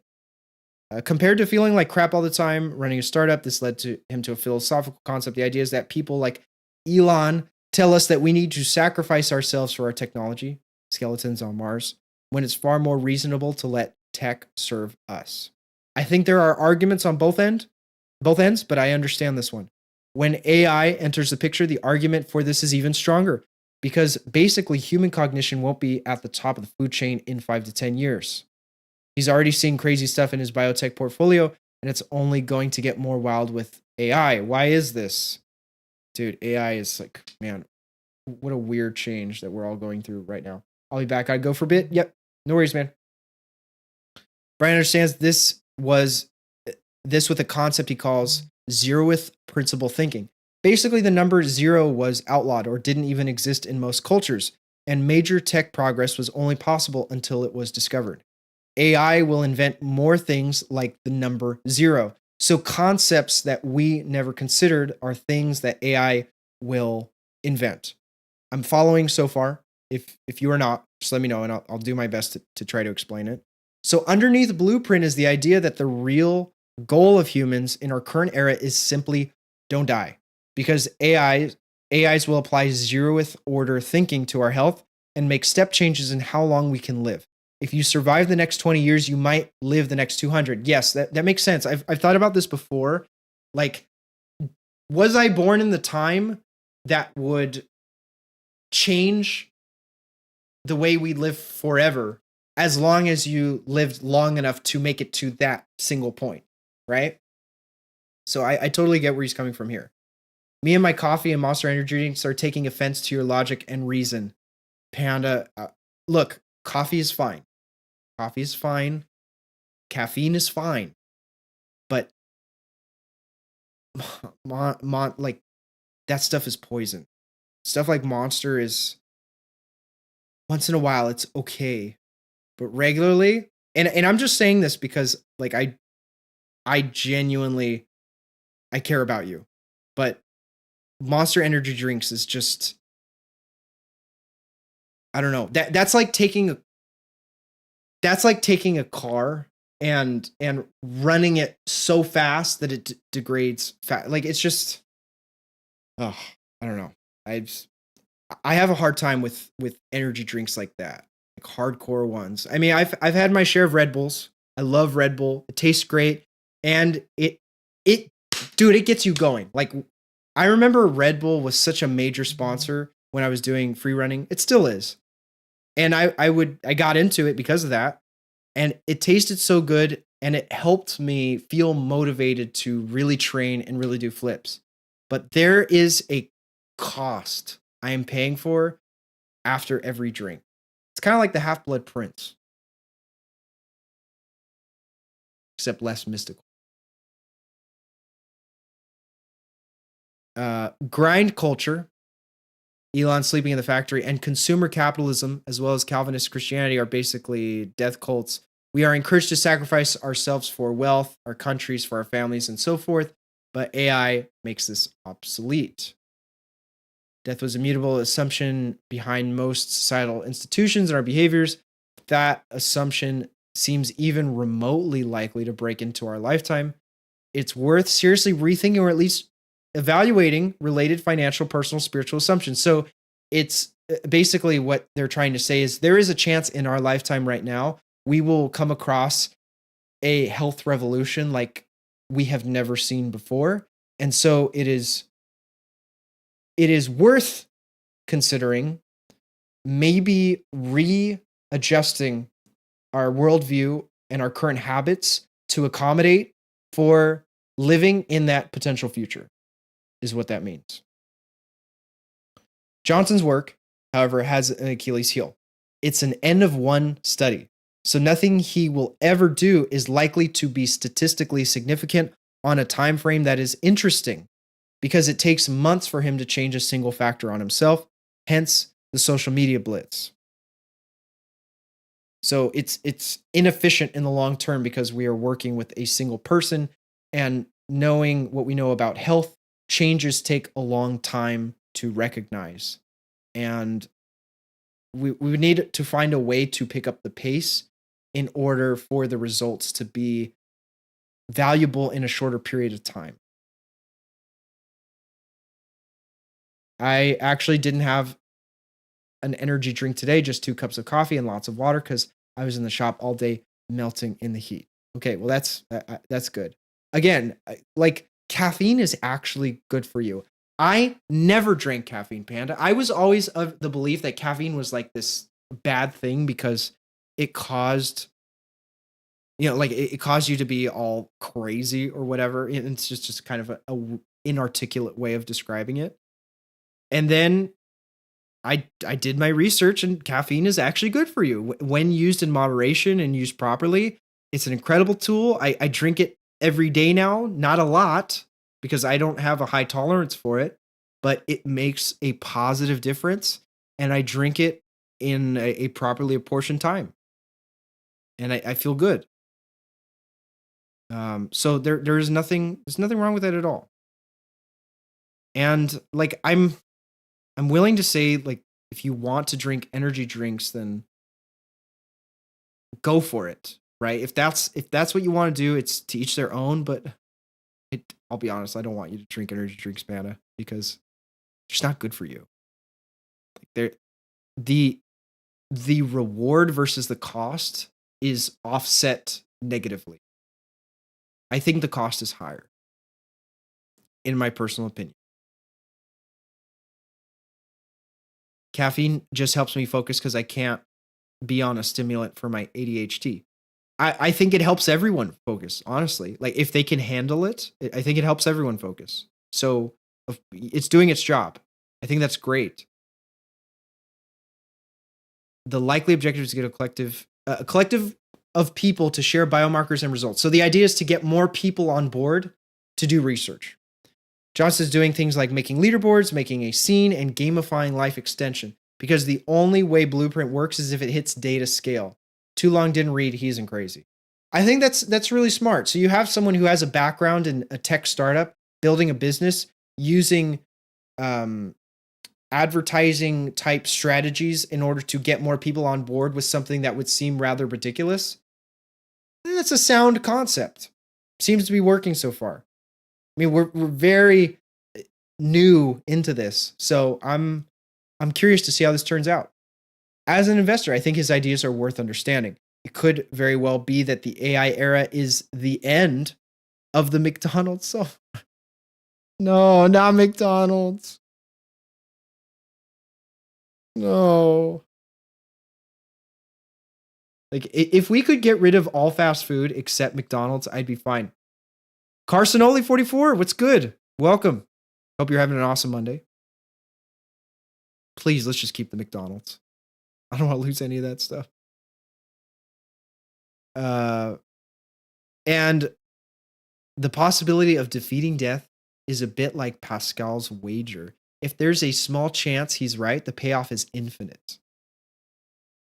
I never thought that someone was giving this serious thought and acting on Bryan is doing the most important work. Okay, so that's the whole thing. I like that summary. To me, it breaks down all the important details. Okay, now I watched this video and it made me feel good, man. That's all I can say. It made me feel good. It was real. I felt real watching this.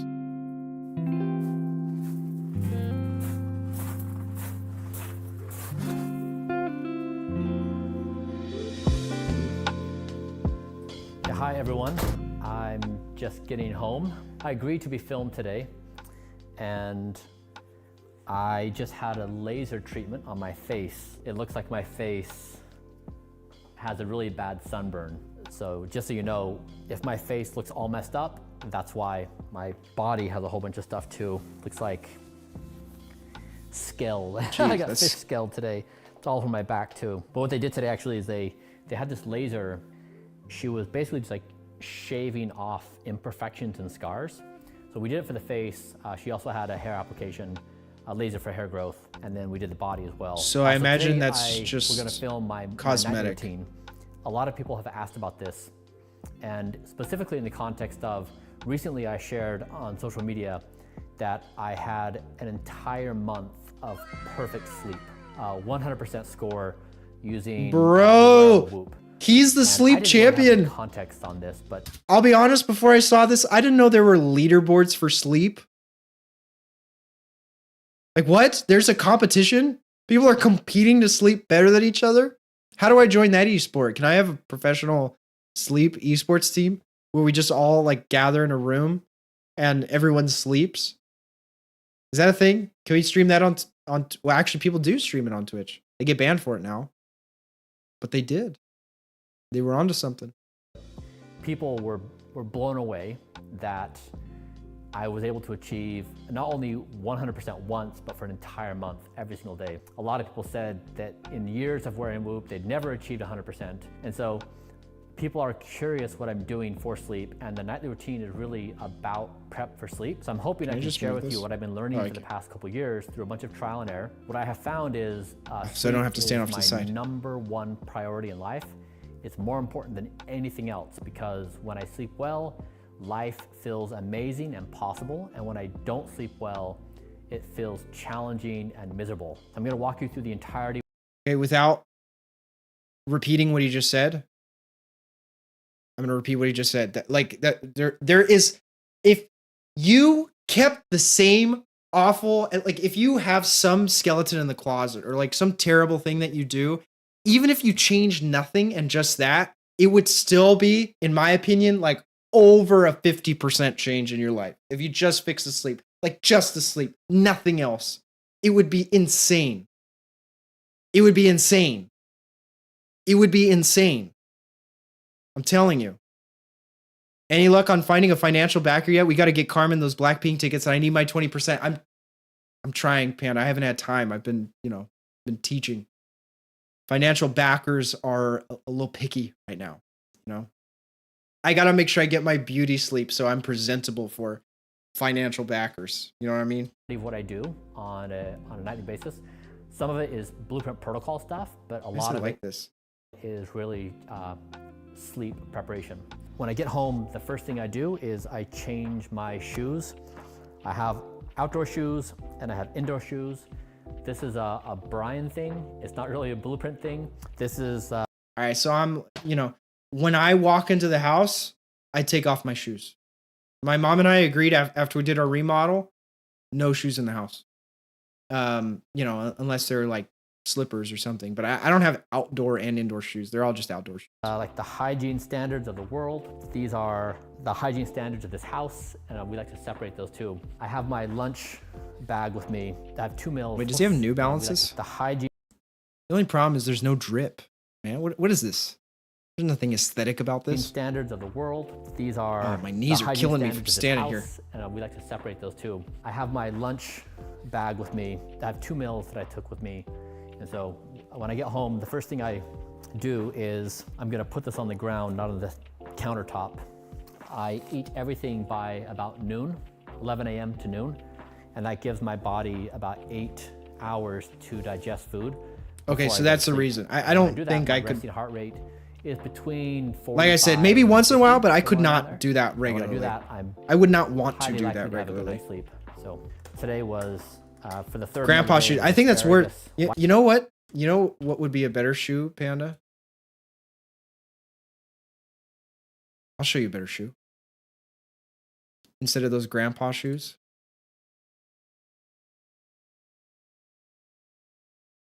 Where'd it go? Oh God, you guys are seeing all the meme sites. Where are the shoes?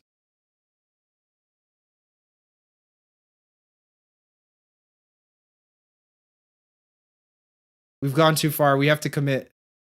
There, yes, yes, the shoes with the cape. This should be the indoor and outdoor shoes. I bet these are completely sanitary at all times.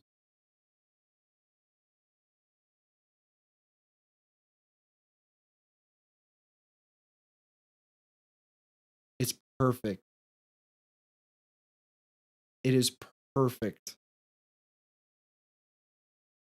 Alex, no. All right. Oops.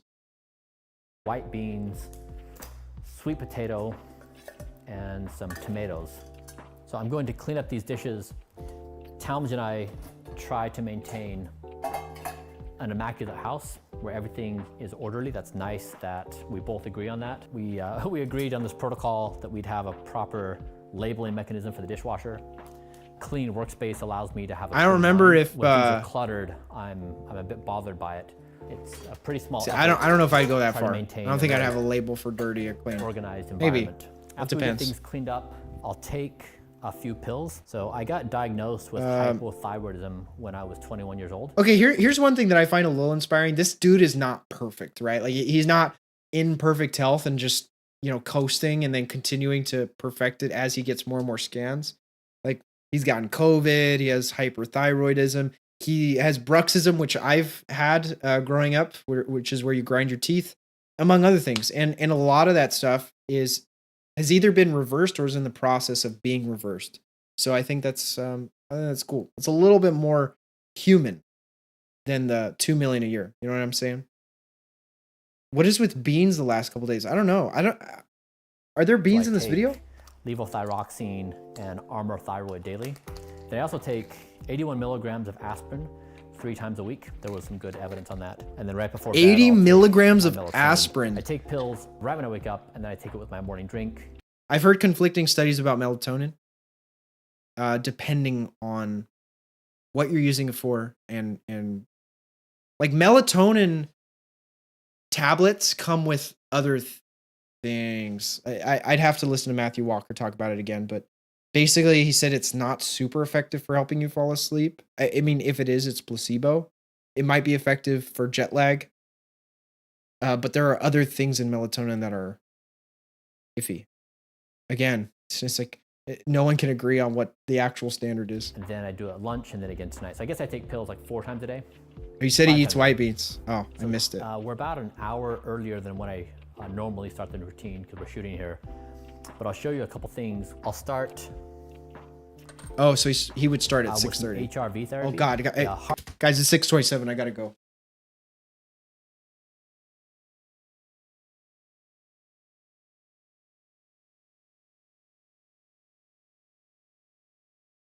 Actually, I have to get through the stream first. Variability, HRV.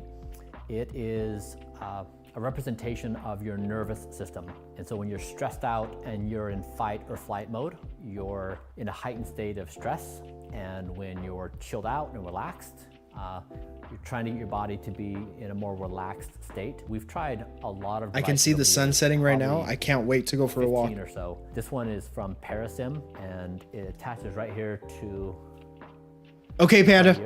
Have a good night. 30 Thank you. You're the minutes in best morning, as always. 30 minutes Thank you in for the evening. coming through and hanging out. This device is emitting electrical current, and so Love we you have too. Have a good vagus night. nerve I will. that, And you as well. Through the side of our head. Likewise. In the ear is a connection point, then down through our chest. It's an entry point for a lot of things. People use the vagus nerve for all kinds of treatments of disorders.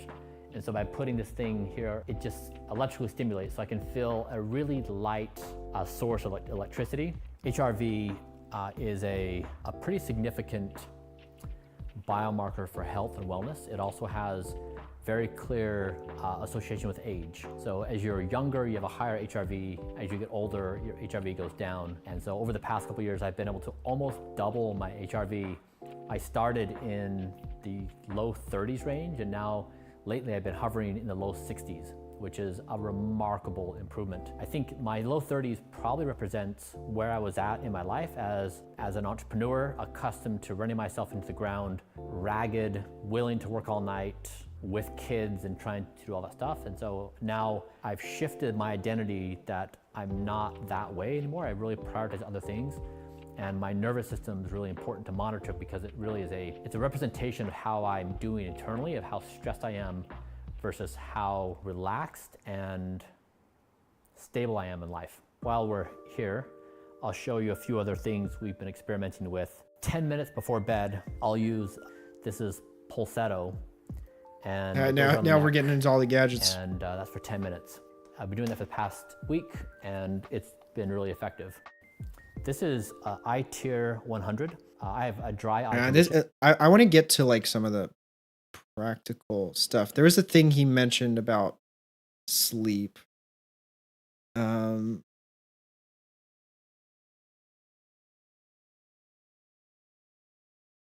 okay, that's like for eye drops. Skull candy. Which was kind of funny, was using theta waves for improved sleep. And Okay, HRV, so that's something I I'll started using, and play it this seems for to be you. working so far. It's just But something there, you can find on. Theta Wave 2.0, pure theta frequency, 8-hour binaural beat. Yeah, I'll have to try this specific one to see if it's any different. But there are a few things I've done that on seem to help me YouTube. with sleep. This is what it sounds like. Can you get that? Okay. The first time that I listened to this, we found some evidence that this might be interesting. And so I turned it on. It was like 5:30 in the evening. I turned it on the speaker, so it was just broadcasting. There was a few of us here hanging out. I didn't think anything of it. And I was on the couch talking to my mom. And then I got so tired, I just became paralyzed. Like I needed to lay down. I was like, Mom, I'm so sorry. I need to stop this conversation right now because I need to lay down. It just had this immediate and dramatic effect on how tired I was. And it increased my sleep quality and my HRV for 10 solid days.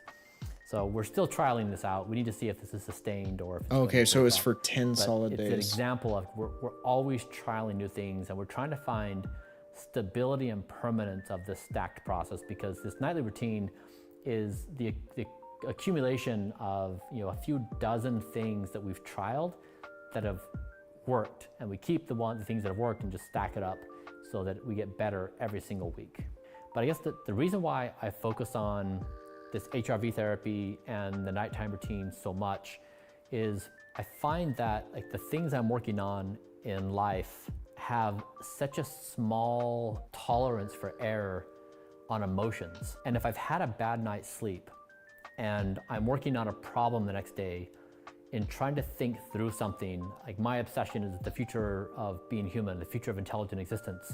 And if I'm thinking through a question or a contemplation or an imagination or a problem, I notice that even one night of mediocre sleep changes dramatically how I feel about the problem.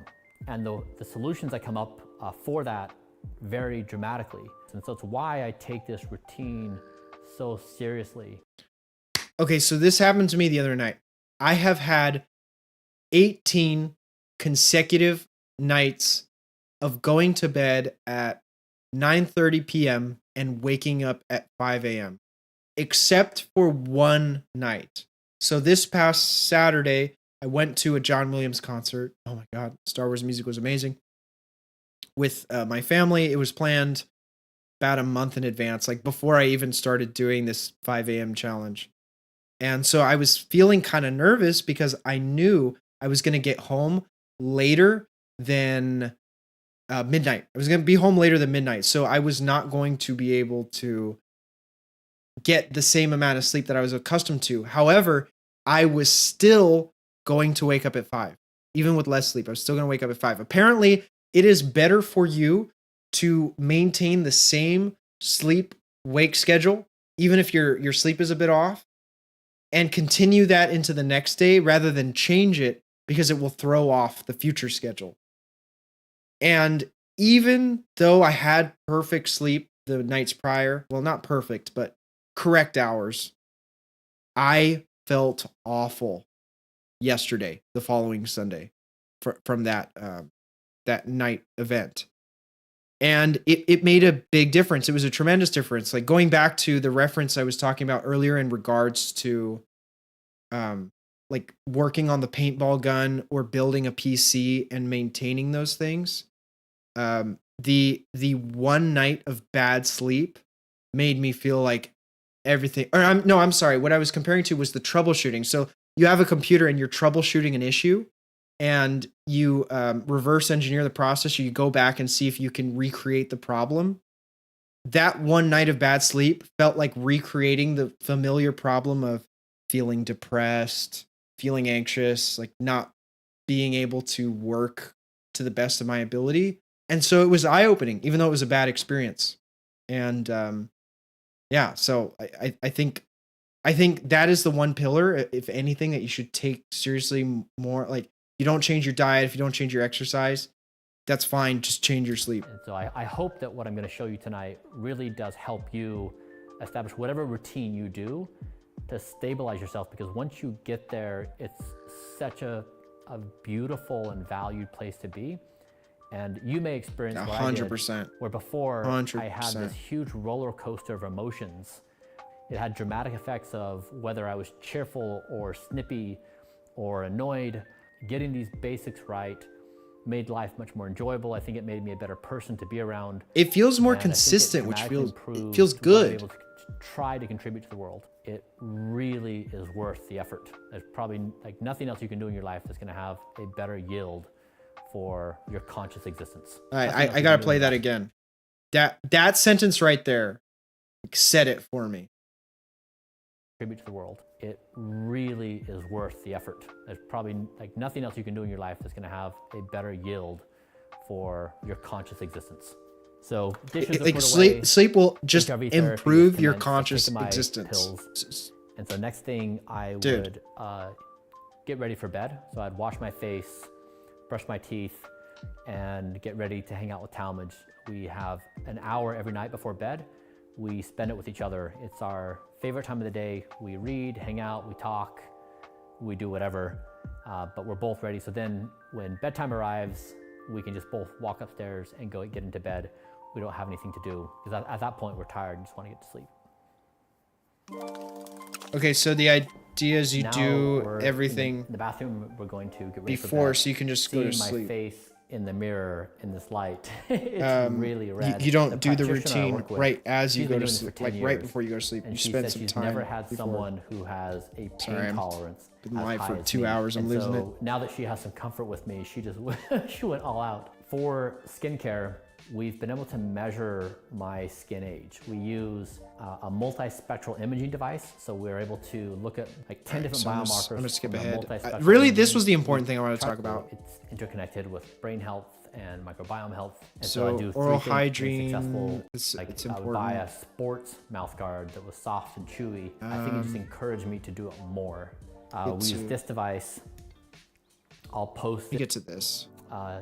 This is really the main ChatGPT thing. and the progress that's been made in artificial intelligence. And this kind of goes back to the 3 observations which I think are relevant on planet Earth. If we go out and we zoom in on planet Earth and come up with the clearest possible assessment we can of reality, I'd say there's 3 things going on. One is that artificial intelligence is improving incredibly fast in ways which we cannot predict. Number 2 is the biosphere of our planet is in question. And 3 is we humans are dangerously at each other's throats. A couple of years ago, That last one is so true. Like, you don't have to go far. You just go on social media, any platform. We're all just against each other. Like, we're so polarized. We are so unwilling to hear what other people think. It's crazy. And I do think it is attributed to our mental health. Sorry if I'm becoming incoherent. I am getting a little tired. I wrote a plan for humanity, and it was kind of a ridiculous endeavor, but it was kind of tongue-in-cheek, where we plan for everything. We plan for marriage and kids and college and death and everything in between, career advancement, but we really don't have a plan as a species. We just kind of fly by the seat of our pants. We do things individually, but not really on a large scale. In many ways, it ties back to this, what these core principles are at Blueprint, what we've been doing. And at the core of it, we humans have this propensity towards destruction and violence. And it's not something that we can easily change. This goes back to the situation where I had a personal problem of committing these acts of self-destruction to myself, whether it be in the form of too much food or the wrong food or inadequate sleep, but these things were leading to me committing to self-destructive harm. And I was helpless in stopping myself from doing these things. No matter how much I planned, no matter how much I desired it, I just couldn't stop it. I was helpless. I think the human race has a similar problem. We treat planet Earth and we're helplessly self-destructive. We're ruining the only home we actually have in the universe, and we just can't stop ourselves from doing this. And now we're going to bring online this incredibly powerful form of intelligence, the form of AI, into the hands of us that are hopelessly powerless in the face of these self-destructive tendencies.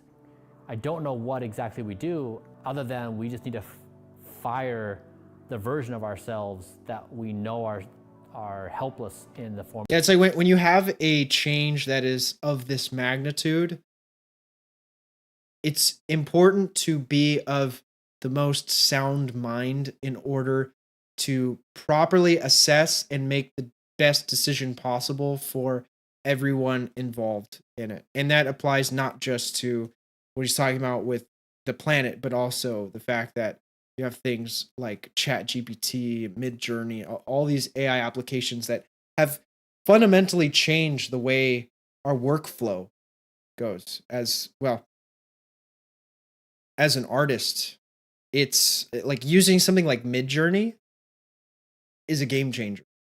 And it's going to continue to develop in ways that we can't foresee. And so it would basically, I think what he's trying to say is we got to be on our A game. And I agree with that. Form of these self-destructive behaviors.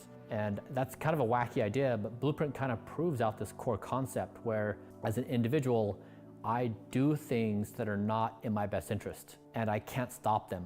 And so is there a part of me that would behave differently in a more peaceful and constructive way? And the solution was to ask my organs to be in control and do that. And so I found an alternative to my mind running the show and doing these things, to my body running the show and being able to achieve this ideal health. The same system could be applied to planet Earth. The Earth is equal to being a body where you basically take millions of measurements of planet Earth, you're looking at the evidence for proper biosphere, and then you manage the Earth according to these constraints. But I guess if we try to be as sober as we can in this situation, our history is littered with violence and destruction, and that's no different than how it is today. I just don't see the thinking in the world in any encouraging way that suggests to me that we're somehow going to bring online this incredibly powerful form of intelligence. Nation states are going to compete with each other, companies are going to compete with each other, individuals are going to try to arbitrage the situation. I think we need a proportional response in our thinking and planning to the situation. I don't think that what we're doing now is in any way close to being proportional to where it needs to be. These routines we go through, the protocols we do at Blueprint, to me, it's all really part of this bigger structure of acknowledging that we need to evolve as a species in significant ways. So basically what he's trying to say is things are really messed up and we need a singular simple solution in order to correct them. And it is taking care of our health and well-being, because it's going to make us less emotional. It's going to make us think faster and more appropriately. And yeah, it makes total sense to me. And it's not just a matter of using your brain to solve problems. It is using all of your functions, or it is focusing on all of your functions to supplement your brain rather than just focusing on this and then neglecting all of this. And it feels uncomfortable, it feels foreign, it feels offensive. It's like it just breaks all of our models. It breaks everything which we hold sacred. And I think anything short of that is actually going to be inadequate as an appropriate response to the situation. That wraps the nightly routine. I would say that for those of you who are wondering, that Blueprint is not an endeavor for me to try to live 200 years or indefinitely. This is not a quest for immortality. It's not a vanity project, which I'm trying to do. I'm trying to approach this in a systematic way and say, if we're going to have a meaningful conversation about the future of being human, we can talk about philosophical concepts, we can talk about regulation and all the stuff we know are going to come up, but really it starts with the habits we have individually, the expectations we have of society, and ground level. And when our minds are just like, I'm just going to try to worry about me and help the people around me. It's just going to be a different dialogue. We're going to treat each other differently, less acrimony, maybe less tribal warfare. That's so crazy. I use acrimony today. My script. Weird that came. and perhaps a change in disposition that we'd be more cooperative. So normally I would, at this time, we'd head on up to our rooms. We'd get at the base of the steps here. Talmadge would challenge me to a race. I would tell him no because he would beat me and I don't want to get hurt. So given we have a few minutes before bedtime, we're going to don our blue light blocking glasses. Damn, I forgot my blue light blocking glasses. We're screwed, man. We're screwed. I'm not going to sleep tonight.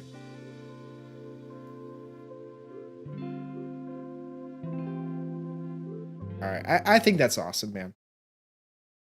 I'm pretty optimistic about things in general. Anytime something comes up, I'm always looking for the best in the situation, but I think it's great. It's a cool experiment. I hope it proves fruitful and yields some good results. And I'm glad it validates some of my ideas that I had already about my sleep and my health. And at the end of the day, this is just about me trying to emphasize what a tremendous difference it's made in my life and how I think it could be a very simple blanket solution. If people applied it, things may not be insanely better, but they'd be a little bit better. So I'm going to call it there. I hope you guys enjoyed. Thank you for joining me and chatting. Will, Panda, AJ, you guys are awesome. Chris, I hope rehearsals are going well. Appreciate you coming through. Garco coming through on TikTok means a lot, man. Hope you guys have a fantastic evening or morning, depending on what time it is where you're at. I hope you get a good night's sleep tonight, and I will see you in the next one. I want to go through and just make sure I didn't miss anyone in chat. Eddie, good luck with your Valorant games. Thanks for popping in. Alex as well. Thanks for coming through, hanging out. And yeah, that'll just about wrap it up there. If you want to talk about any of this stuff, I'm currently very passionate about it. My passions tend to change. My interests shift quite a bit. But if you want to talk about health stuff, shoot me a DM in the Discord. Link will be in the description of this video. And if you just want to hang out on stream in general, or if you like my content, consider subscribing, liking some of it. Always helps with the algorithm. Okay. Much love. Peace out, guys. I'll see you in the next one.